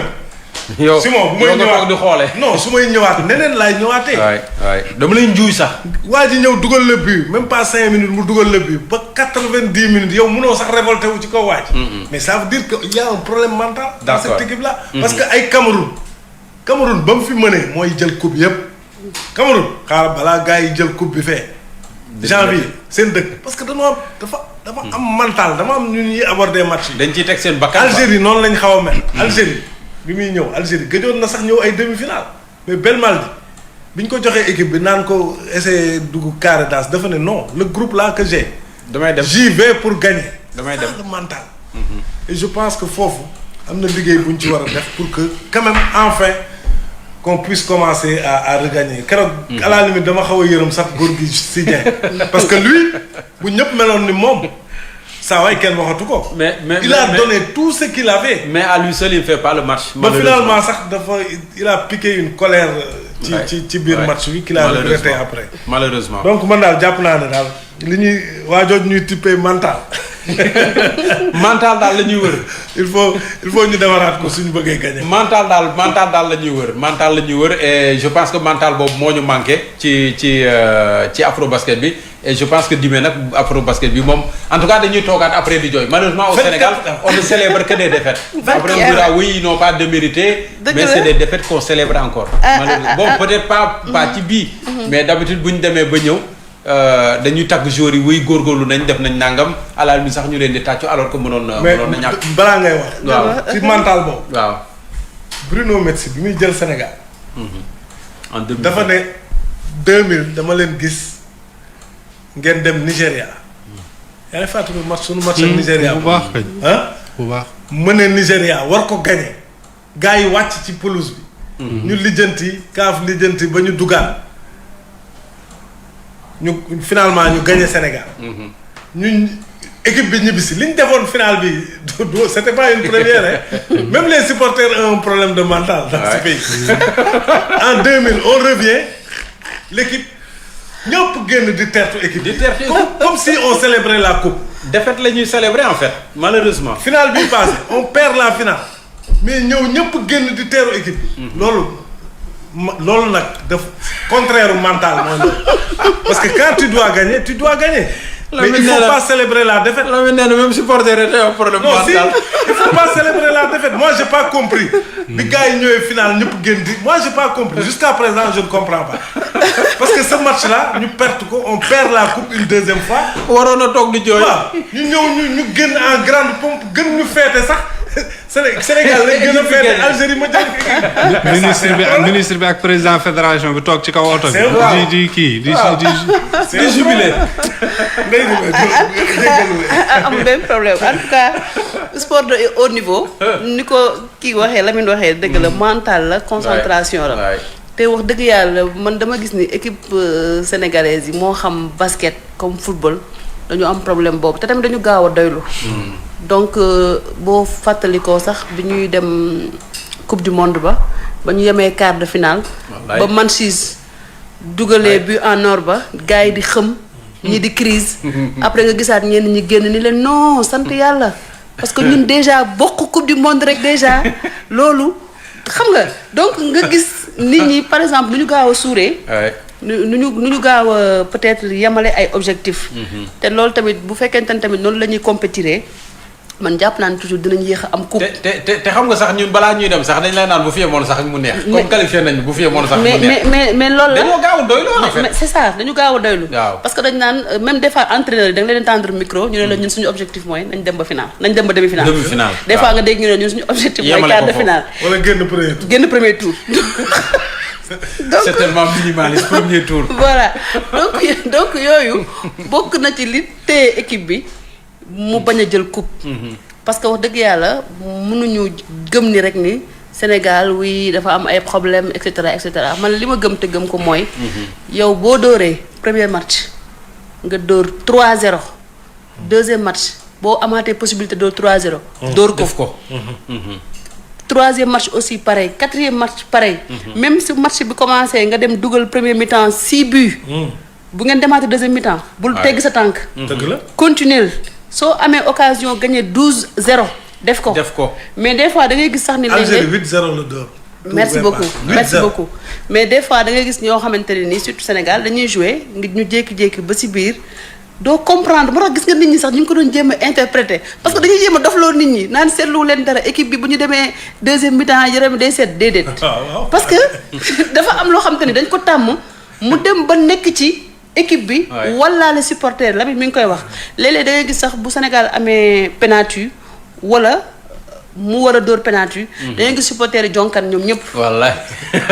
comprendre nga wala nga gis ku ne diw këpp na yalwaan gi donc lépp. ci mental la parce que nag. wax dëgg yàlla après ñuy accuser na ay mystique ak daa am. ku tooñ ak daa am ku def merci beaucoup mais man dama jàpp ni tey football bi ak basket bi. man xaw ma yeneen discipline mais football basket moom man dama jàpp ni autorités yi wàccoo nañu ak ñoom.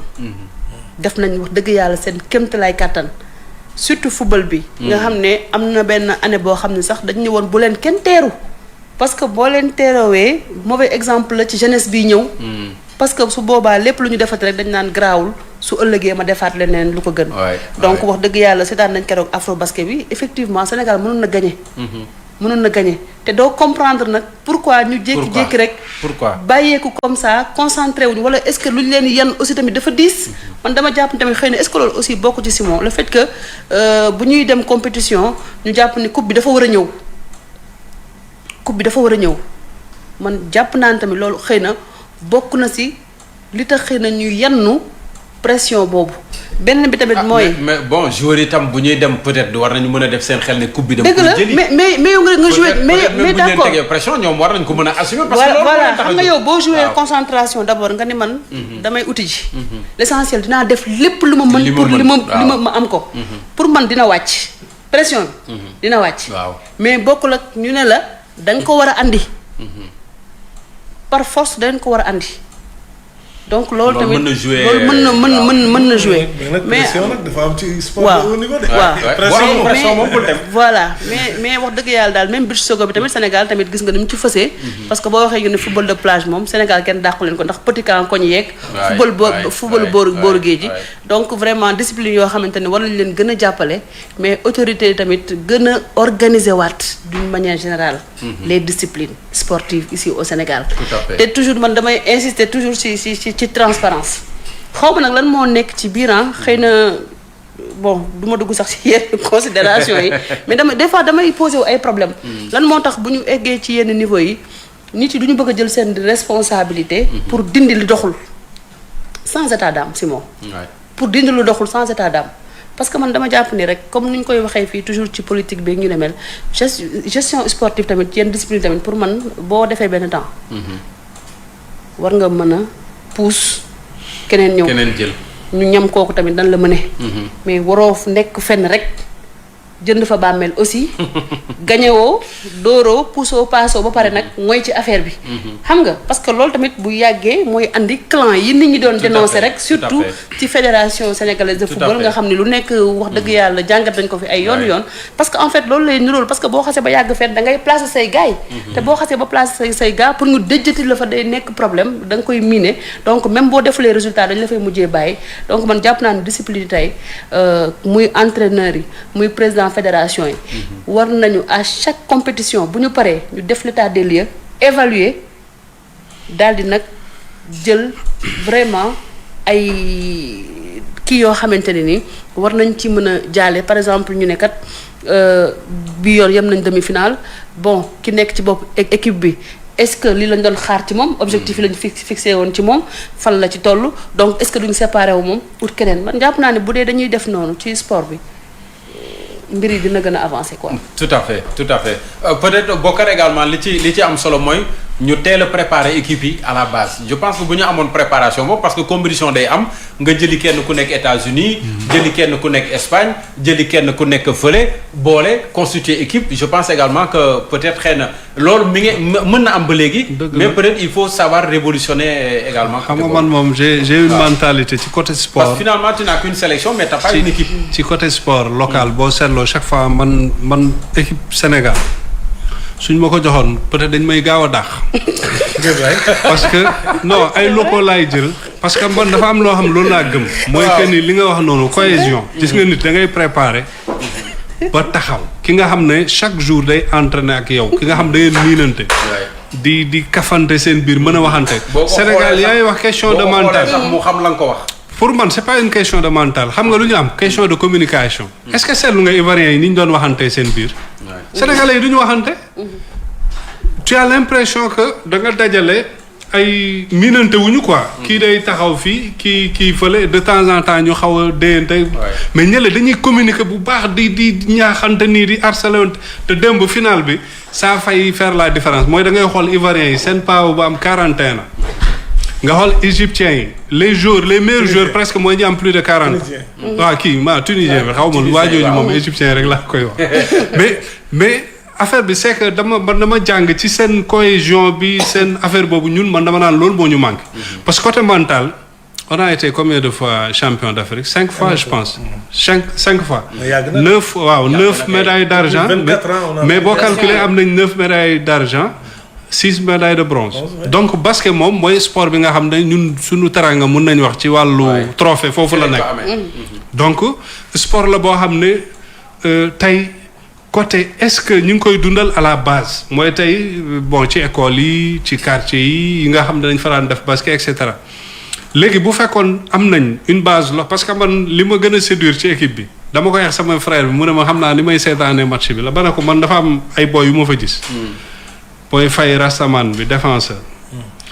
apparemment il a commis trop de fautes ci kii keroog demi-finale bi bon man xaw ma règle basket yi mais booy dafa ma neex parce que lan agressivité boobu da ko yor ba pare day jóg.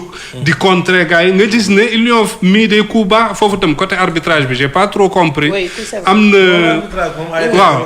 na benn moment le Ivoirien kii américain boobu Costello xaw ba jéem na ko jàpp jotu ko mu mais il a fait un croc en jambe ci suuf tànk bi. mais ñu jóg comme si de rien n'était mais jëm leen xabtalu si kaw gars yi déconné parce que loolu aussi day jouer quoi.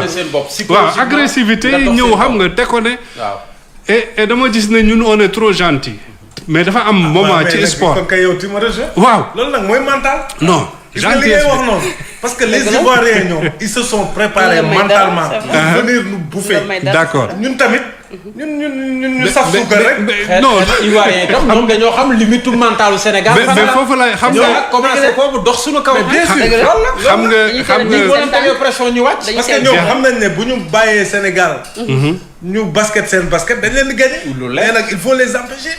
léegi xoolal ci affaire boo ko jëlee corrélation basket bi ak exemple bi nga joxe ci Algérie xam nga yaa ngi wax match yi passé nga xam dañu dóor match de poule dóoraat ñu final mais am na lu ko jiitu mooy bi ñu dajee nga xam il nous fallait un match nul.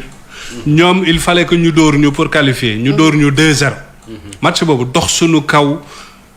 xam nga di ñu waaw agressivité man foofu laa d'accordul man dama naan qu'est-ce que réellement bu fekkee da nga am une base locale boo xam ne tàmm nañ souffrir ensemble parce que loolu c'est important gis nga sélection des fois dañuy défaillir en fait parce que on n'est pas solidaire day feeñ quoi après doo bëgg di individualiser mais da ngay gis manque de solidarité ñi nga xam ne nag dañu tàmm nekk seen biir koo ci laal keneen ñëw dal sa kaw ku perte bal sax keneen gi day ñëw soutien direct taxaw renforcer la et cetera côté boobu war nañ ci gën a liggéey fii sur le plan local am une base boo xam ne dañuy am identité et kooku c'est valable sur tous les sports collectifs muy ci football bi muy ci basket bi le talent seul ne suffit pas mën nga am talent mais gis nga sport de groupe il faut vivre ensemble il faut souffrir ensemble il faut moo tax sànga ma ne bu ma nekkoon entraîneur dañ may gaaw a daax parce que man ci loolu rek laay liggéey et loolu dafay jël temps parce que il faut nga construire une équipe boo xam ne dañuy nekk une bande de copains des fois ñu xuloo seen biir des fois ñu jote des fois ñu ànd di fo et cetera loolu boo ko amee complicité boobu nag nga doog a ñëw solidarité bi fa lay ñëwee technicité bi fa lay amee valeur parce que là da ngay am benn joueur bu nekk ba ci kaw nga am benn yeneen joueurs yu nekk ci digg bi am yeneen joueurs yu nekk ci suuf am ñoo xam ils ont raté complètement leur tournoi donc parce que lan peut-être voilà cohésion sociale boobu dafa manqué et Ivoiriens yeeg Camerounais yi gis nga ñun nii di dund rek ñoom fële ñoo leen xam ñoom loolu dañ ñu koy tooñee mais ñemewuñ ñu pourtant ñun buñ ñu dajeek ñoom nii fekk du suñu équipe nationale yi mënuñu au contraire ñoom ils sont toujours derrière nous ci côté mental bu ñu ànd ak ñoom di régler dara dañ naan wu sénégalais jiital ko parce que sénégalais dafa bëri pexe wala parce que sénégalais dafa ñeme tubaab parce que sénégalais mais ñun ñoo dul exploiter loolu bu ñu ñëwee en groupe dafa mel ni on est mieux bu ñu nekk en solo on se débrouille mieux et ça se voit sur tous les sénégalais yoo xam da nga leen di jël yóbbu leen ci club bu ñu ñëwee dinañ rayante ba bokk ci ñi ñuy gën a ràññee. mais boo ñu boolee loolu nag il faut ñu jàng ko nañuy gën a liggéeyaat fii sur le plan local gën a conscientiser suñu xale yi former leen te UAS yi foog mu dellu si waat.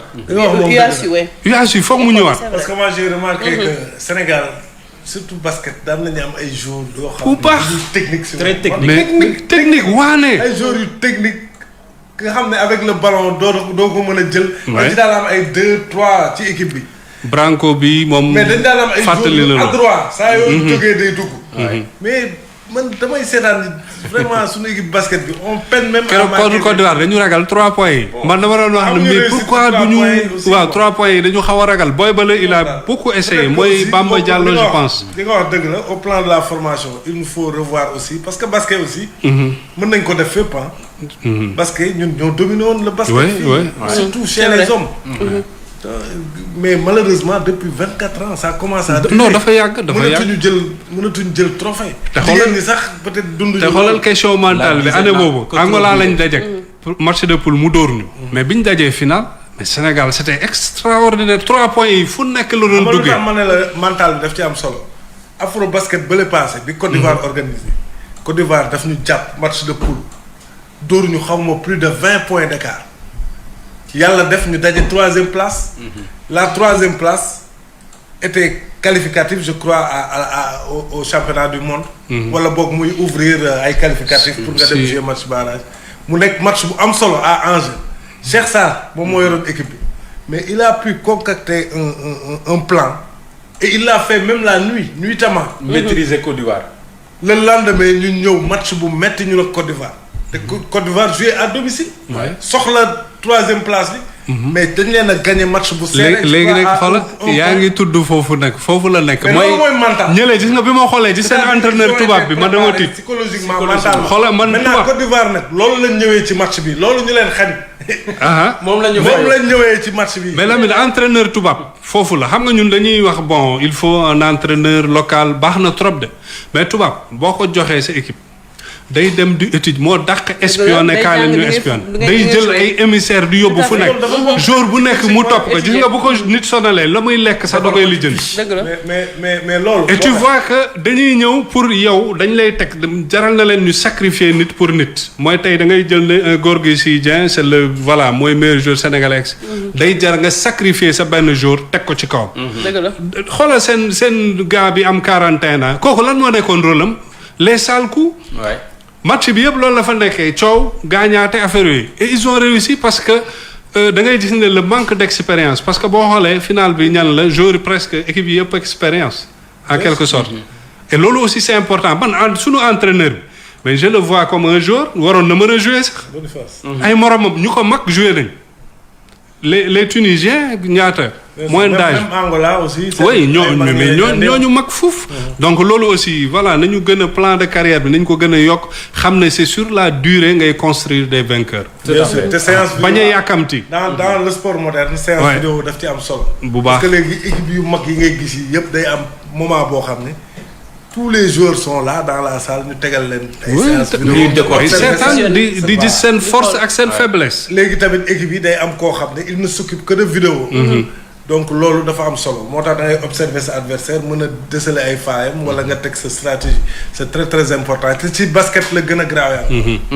d'accord yéen a ngi ci seen émission les grandes gueules ci Zik FM la radio leader également sur Facebook Zik FM l'officiel li ñu desee ci waxtu peut-être on va aborder rapidement en une dizaine de minutes la situation en Guinée beneen coup d'état Mali la ñu jógee barki démbo Mali en l'espace de quelques mois 2 coups d'état disons mais de façon soldat saa fa nekk ba léegi Guinée moom jël na wàllam démb donc c'est encore dommage loolu laa mën a wax mais il y a une question qui peuvent tourner autour de la Guinée aujourd'hui lan moo xew waa ji jël nguur gi xaw ma nan Doumbouya force spéciale c'est pas n'importe qui également dans l'armée c'est des hommes d'élite ñoo xam ne également président bi moo créé corps boobu peut-être gis na ko ci yeneen réew yu mel ni Sénégal wala dans la sous-région ñooñu tey ji ñoo wëlbatiku foqati nguur gi ci ñoom est-ce que problème confiance amul ñeneen ñi ñu ngi laam-laame 3e mandat boo xam ne waa ji góorgóorlu na ba am ko et cetera il y a une question mais moi je trouve vraiment que c'est dommage que réew di tolluwaat encore ci coup d'état et c'est pas n'importe quel réew c'est un voisin en tout cas du Sénégal Ndeye Dimi. En tout cas c'est compliqué Simon parce que man laaj bi may samp rek mooy est-ce que coup d'état solution la pour génne réew ci yenn jafe-jafe yi parce que bu ñu xoolee dëkk yi ñu am coup d'état yëpp instabilité moo fa nekk ba léegi. gis nga Mali ngi nii Mali dafa nekk en transition ba léegi ñu gis Goïta ni muy def. jox na Bandaw commencé am feuille de route am moo collaborateur am ñu dem ba ci biir na mu ko yoree xëy na neexu ko. foqal ci waat ko samay nit newu ci. voilà ne ko kaay toog. voilà donc man moo tax ay coup d'état fu ñu ko wax rek dafay créer incertitude parce que tey jii nii laaj bi ñu samp rek mooy est-ce que c'est un bon départ pour la Guinée wala incertitude la wala dëkk bi dafa installé wu ci kaw. xëy na loolu ci ay bés yi di ñëw dinañ ko xam mais man jàpp naa ne tey Guinée ak li mu am yëpp ci ay coup d'état taxul dëkk bi décollé parce que Guinée bi am na wax dëgg yàlla macha allah ay ressources mais taxul Guinée tey booy xool ci sous-région bi bokk na ci dëkk yi nga xamante ni dañu am ay jafe-jafe yu mag a mag. te pourtant seen sous-sol bi ak riche na. dafa riche te peuple bu mooy loolu. te peuple bu nangoo liggéey lañ. peuple bu nangoo liggéey lañ di nuyu au passage rek la communauté guinéenne bi nga xamante ni ñu ngi fii Dakar ñu nekk ak ñoom nekk bu rafet donc peuple boobu boo leen amee ñu nekk ay peuple boo xamante ni dañu nangu liggéey man jàpp naa ni ñooñu boo leen amee waroo am jafe-jafe. beneen contradiction tamit bu ma relever mooy Alpha Condé bi mu nekkee président de la République pour la 3e mandat bi. gis nañ liesse populaire. yi amoon ak Conakry. fa laa doon jëm. donc ñooñu doon génn di jubilé. di yuuxu. démb ñoom ñu gisaat encore ces mêmes personnes. génnaat encore di jubilé. te 3e mandat bi mu ko entamé motugul at. merci beaucoup est-ce que mën na at sax wala ci la yem bokk. voilà donc dama naan est-ce que kon peuple yi amuñu dirigeant mérité wuñu dirigeant yi ñu am. loolu question boo xamante ne nii wax dëgg yàlla dama koy laaj parce que su fekkente ne nii taxaw nañu ni Alpha Condé élire nañu ko. ci majorité ñu gis contexte bi mu demee élection nga xam ne dañoo laal constitution bi nga xam ne loolu tey daf ko bokk ak dëkk Afrique yu bëri rawatina ci sous-région bi Sénégal mucc ci parce que balaa ñuy wax waxu Macky Sall mais nañ dem ci Ablaye Wade ñaata yoon la laal constitution bi bëri na Macky Sall tamit ñëw donc man dama jàpp ni tey bu CEDEAO di bañ ni bu ñu def coup d'état dafa war a am tamit rigueur di wax les présidents africains ni leen constitution yi bu leen ko laal bu ko jaree sax ñu bind ko signé mu nekk ab charte mu nekk ca CEDEAO muy loo xamante ni ñun ñëpp koy bokk tënk ko mais man je trouve inacceptable heure bu ñu waxee coup d'état ñoom ñu génn jóg dénoncé ko et effectivement man wax dëgg yàlla coup d'état moom du ma ko rafetlu mukk du ma ko rafetlu parce que da ngay dem dans l'incertitude te xamuñu fan lañ jëm man li ma jàpp tey mooy la société civile africaine ñoo gën a war a gën a conscientiser les populations conscientiser leen ñu xam ne ñoom doole ji ñoom ñoo ko yor doole ji nag du xeex du xuloo mais di jël les hommes politiques au mot parce que loolu aussi dafa am solo parce que nit bu la diggee wala mu ne la lii laa gëm mu xëy suba nekkaat ci leneen loo xamante ni dafa wuteeg lam la waxoon mais kooku loolu dal yaa ko teg sa bopp. te man dama jàpp ni peuple tey foofu la leen di interpeller parce que tey munoo ngay bëgg nguur nga am loo wane taxawaay bi ni lii la nga dem ba ci biir gisaat ñu taxawee neneen donc man jàpp naa ni loolu dafay mel ni sax comme dañuy fowee population yi. te loolu mooy tax bu ñu nekkee ci nguur gi dañuy bew parce que gis nga Alpha Condé vraiment temps bi moo ñu xoj mais am na ay jàngat yu bëree bëri yoo xamante ni mën nañ ko ci def parce que man ba ma déggee ni poursu bi am na rek damaa njëkk a tëb rek ni kon protocole ba fu mu mujjee. protocole de Conakry. nga xam ne yàgg nañ doon laam-laamee ni protocole bi am na wala amul. waaye Alpha Condé déggoon nañ ci kàddoo mu ne il y a eu bel et bien deal waaye loolu bu ma ko kenn laaj nañ ko laaj. ok protocole ba fa Ablaye Wade demee ba Ablaye Wade demee man sama xel si loolu la.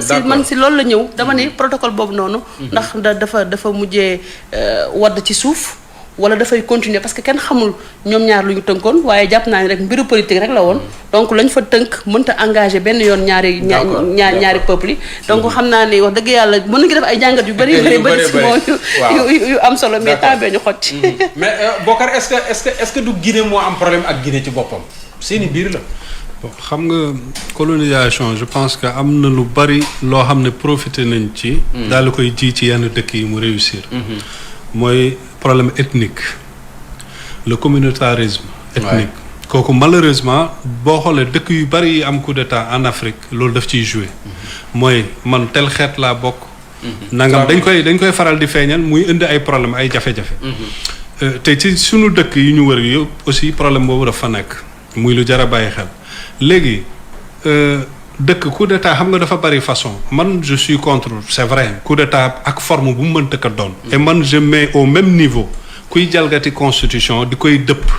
pour am li nga bëgg ak ki nga xam dafa jël fetal ñëw jël pour am li mu bëgg c'est pareil pour moi parce que mënuma accepter moom bi muy jalgati constitution bi y a eu plus de 350 morts je pense mais démb y a eu combien de morts zéro garde bi ko gën a jege sax jàppale wuñ ko man loolu ma ci jaaxal déggoo fa benn waaye nee na ma xanaa mënoon nañ ko bàyyi mu tëj chemise bi ba ci suuf loolu daal moo ci xaw a nekk jafe-jafe donc amul benn violence ñëw nañ ñoomi neen la léegi nag la réalité mooy l'intérêt de la Guinée est-ce que réellement tey ñii nga xam ne ñoom ñoo ñëw jël nguur gi itam lan mooy seen ay mbëbët parce que waa ji bu ñu xoolee moom moo ko jëli fan la ko jëlee c'était un légionnaire français ñëw na créé nañ corps d'élite bu bees corps d'élite boobu dem na ba ci biir peut-être loolu tam erreur la ci ñoom mooy ñu accuser leen temps yële passé naroon nañ ko fi arrêté moom ak gàngooram ne dafa am lu ñuy fexe parce que dafa am ay recommandations yu ñu doon dafa am ay lu ñu soxla woon léegi ñu nelawaat ba ñooñu ñëw nag léegi dal seen kaw jël affaire mais réellement seen motivation est-ce que frustration par rapport ak ñoom la ñu bëggoon amuñu ko la wala dañ ko def pour le peuple guinéen mais li ëpp solo mooy boo jëlee nguur pour man mën nga taxaw pour liggéey ci kaw ne ñun dañuy jël référence Jerry Rawlings dañuy jël référence ci Thomas Sankara dañuy jël ay ñoom Che Guevara keneen ak keneen di leen tagg ñoom ñëpp fa waa ji jaar gis nga même nu mu tuddati Rwanda bi Paul Kagame dafa solonte ni nekk ci terrain bi donc nit ñi man dama naan li ëpp solo mooy li nekk ci ñoom patriotisme militaires yi ak civils yi bu fekkee degré de patriotisme xam-xam ba ñuy wax ñoom am nañ ko bëgg pour luy doxal seen réew les hommes qu'il faut les femmes qu'il faut à la place qu'il faut nañu seet ci dëkk bi ñi nga xam ne jàpp nañ ne bu ñu leen tegee dinañ doxal ñu teg leen daal di avancer. Lamine peut-être un dernier mot par rapport à la situation en Guinée. ñooy regretter ko rek. peut-être comme ni ko Bokar waxee coup d'état moom kenn du ko rafetlu ak forme bu mu mën a amee mais aussi jàngat bi mooy il faut que sunu jiit yi. di jox considération peuple yi quoi. parce que mënuñu fi toog ba 2021 Afrique ñuy continuer di def ay coup d'état. malheureusement coup d'état boo xam ne aussi ñu koy def li nga wax am na solo. xamoo lan mooy seeni motivation. parce que tey nee nañu commandant de zone yi xaw ma ñoo remplacer préfet. donc ils ont pris le pouvoir. te pouvoir ñëpp xam nañ ministre yi seen i secrétaire généraux ñoo leen remplacer. jusqu'à ce que beneen gouvernement la. te pouvoir ñëpp xam nañ ne dafa glissant. bu baax léegi nag prions pour la Guinée. pour que Doumbouya mi yëf yi parce que tamit Doumbouya mi moo jàppale Alpha Condé pour réprimer le référendum et ce qui s'est passé après l'élection présidentielle bu mujj bi c'était lui aussi peut-être que nag après xaw ma qu'est-ce qui s'est passé pour ñëw jël pouvoir mais espérons que pour cette fois-ci vraiment dinañ def transition bu gàtt organiser ay élections jëlaat pouvoir bi comme ni mu ko waxee nee na dañuy dissoudre na constitution bi dañuy bindaat constitution boo xam ne elle sera inclusive. mais Dadis Camara yaa ngi rappelé wu Dadis Camara. espérons mais non quand même pas de Dadis moom. non Dadis moom c'était le sommet. mais ak ay discours am. espérons que Doumbouya daal espérons que te même nga lekk te attention nguur moo grave Doumbouya sax il peut vouloir faire certaines choses. ana Robert Gueye Côte d'Ivoire. découvrir pouvoir. xam li ci nekk. mën nañ ko mais Robert Gueye Côte d'Ivoire li ci doy waar rek mooy day ubbi porte daal vraiment insécurité instabilité surtout ak djihadisme bi nga xam ne war nañ ci bàyyi xel. parce que ñu ngi géttee dëkk yi nga xam dafa am instabilité ñu mën fa ñëw installé wu. jërëjëf Dime jërëjëf Lamine jërëjëf Bokar jërëjëf également Cheikh Anta Gaye ak Chérif Bekay mbokk auditeurs yi mbokki internautes yi suba incha allah beneen émission les grandes gueules.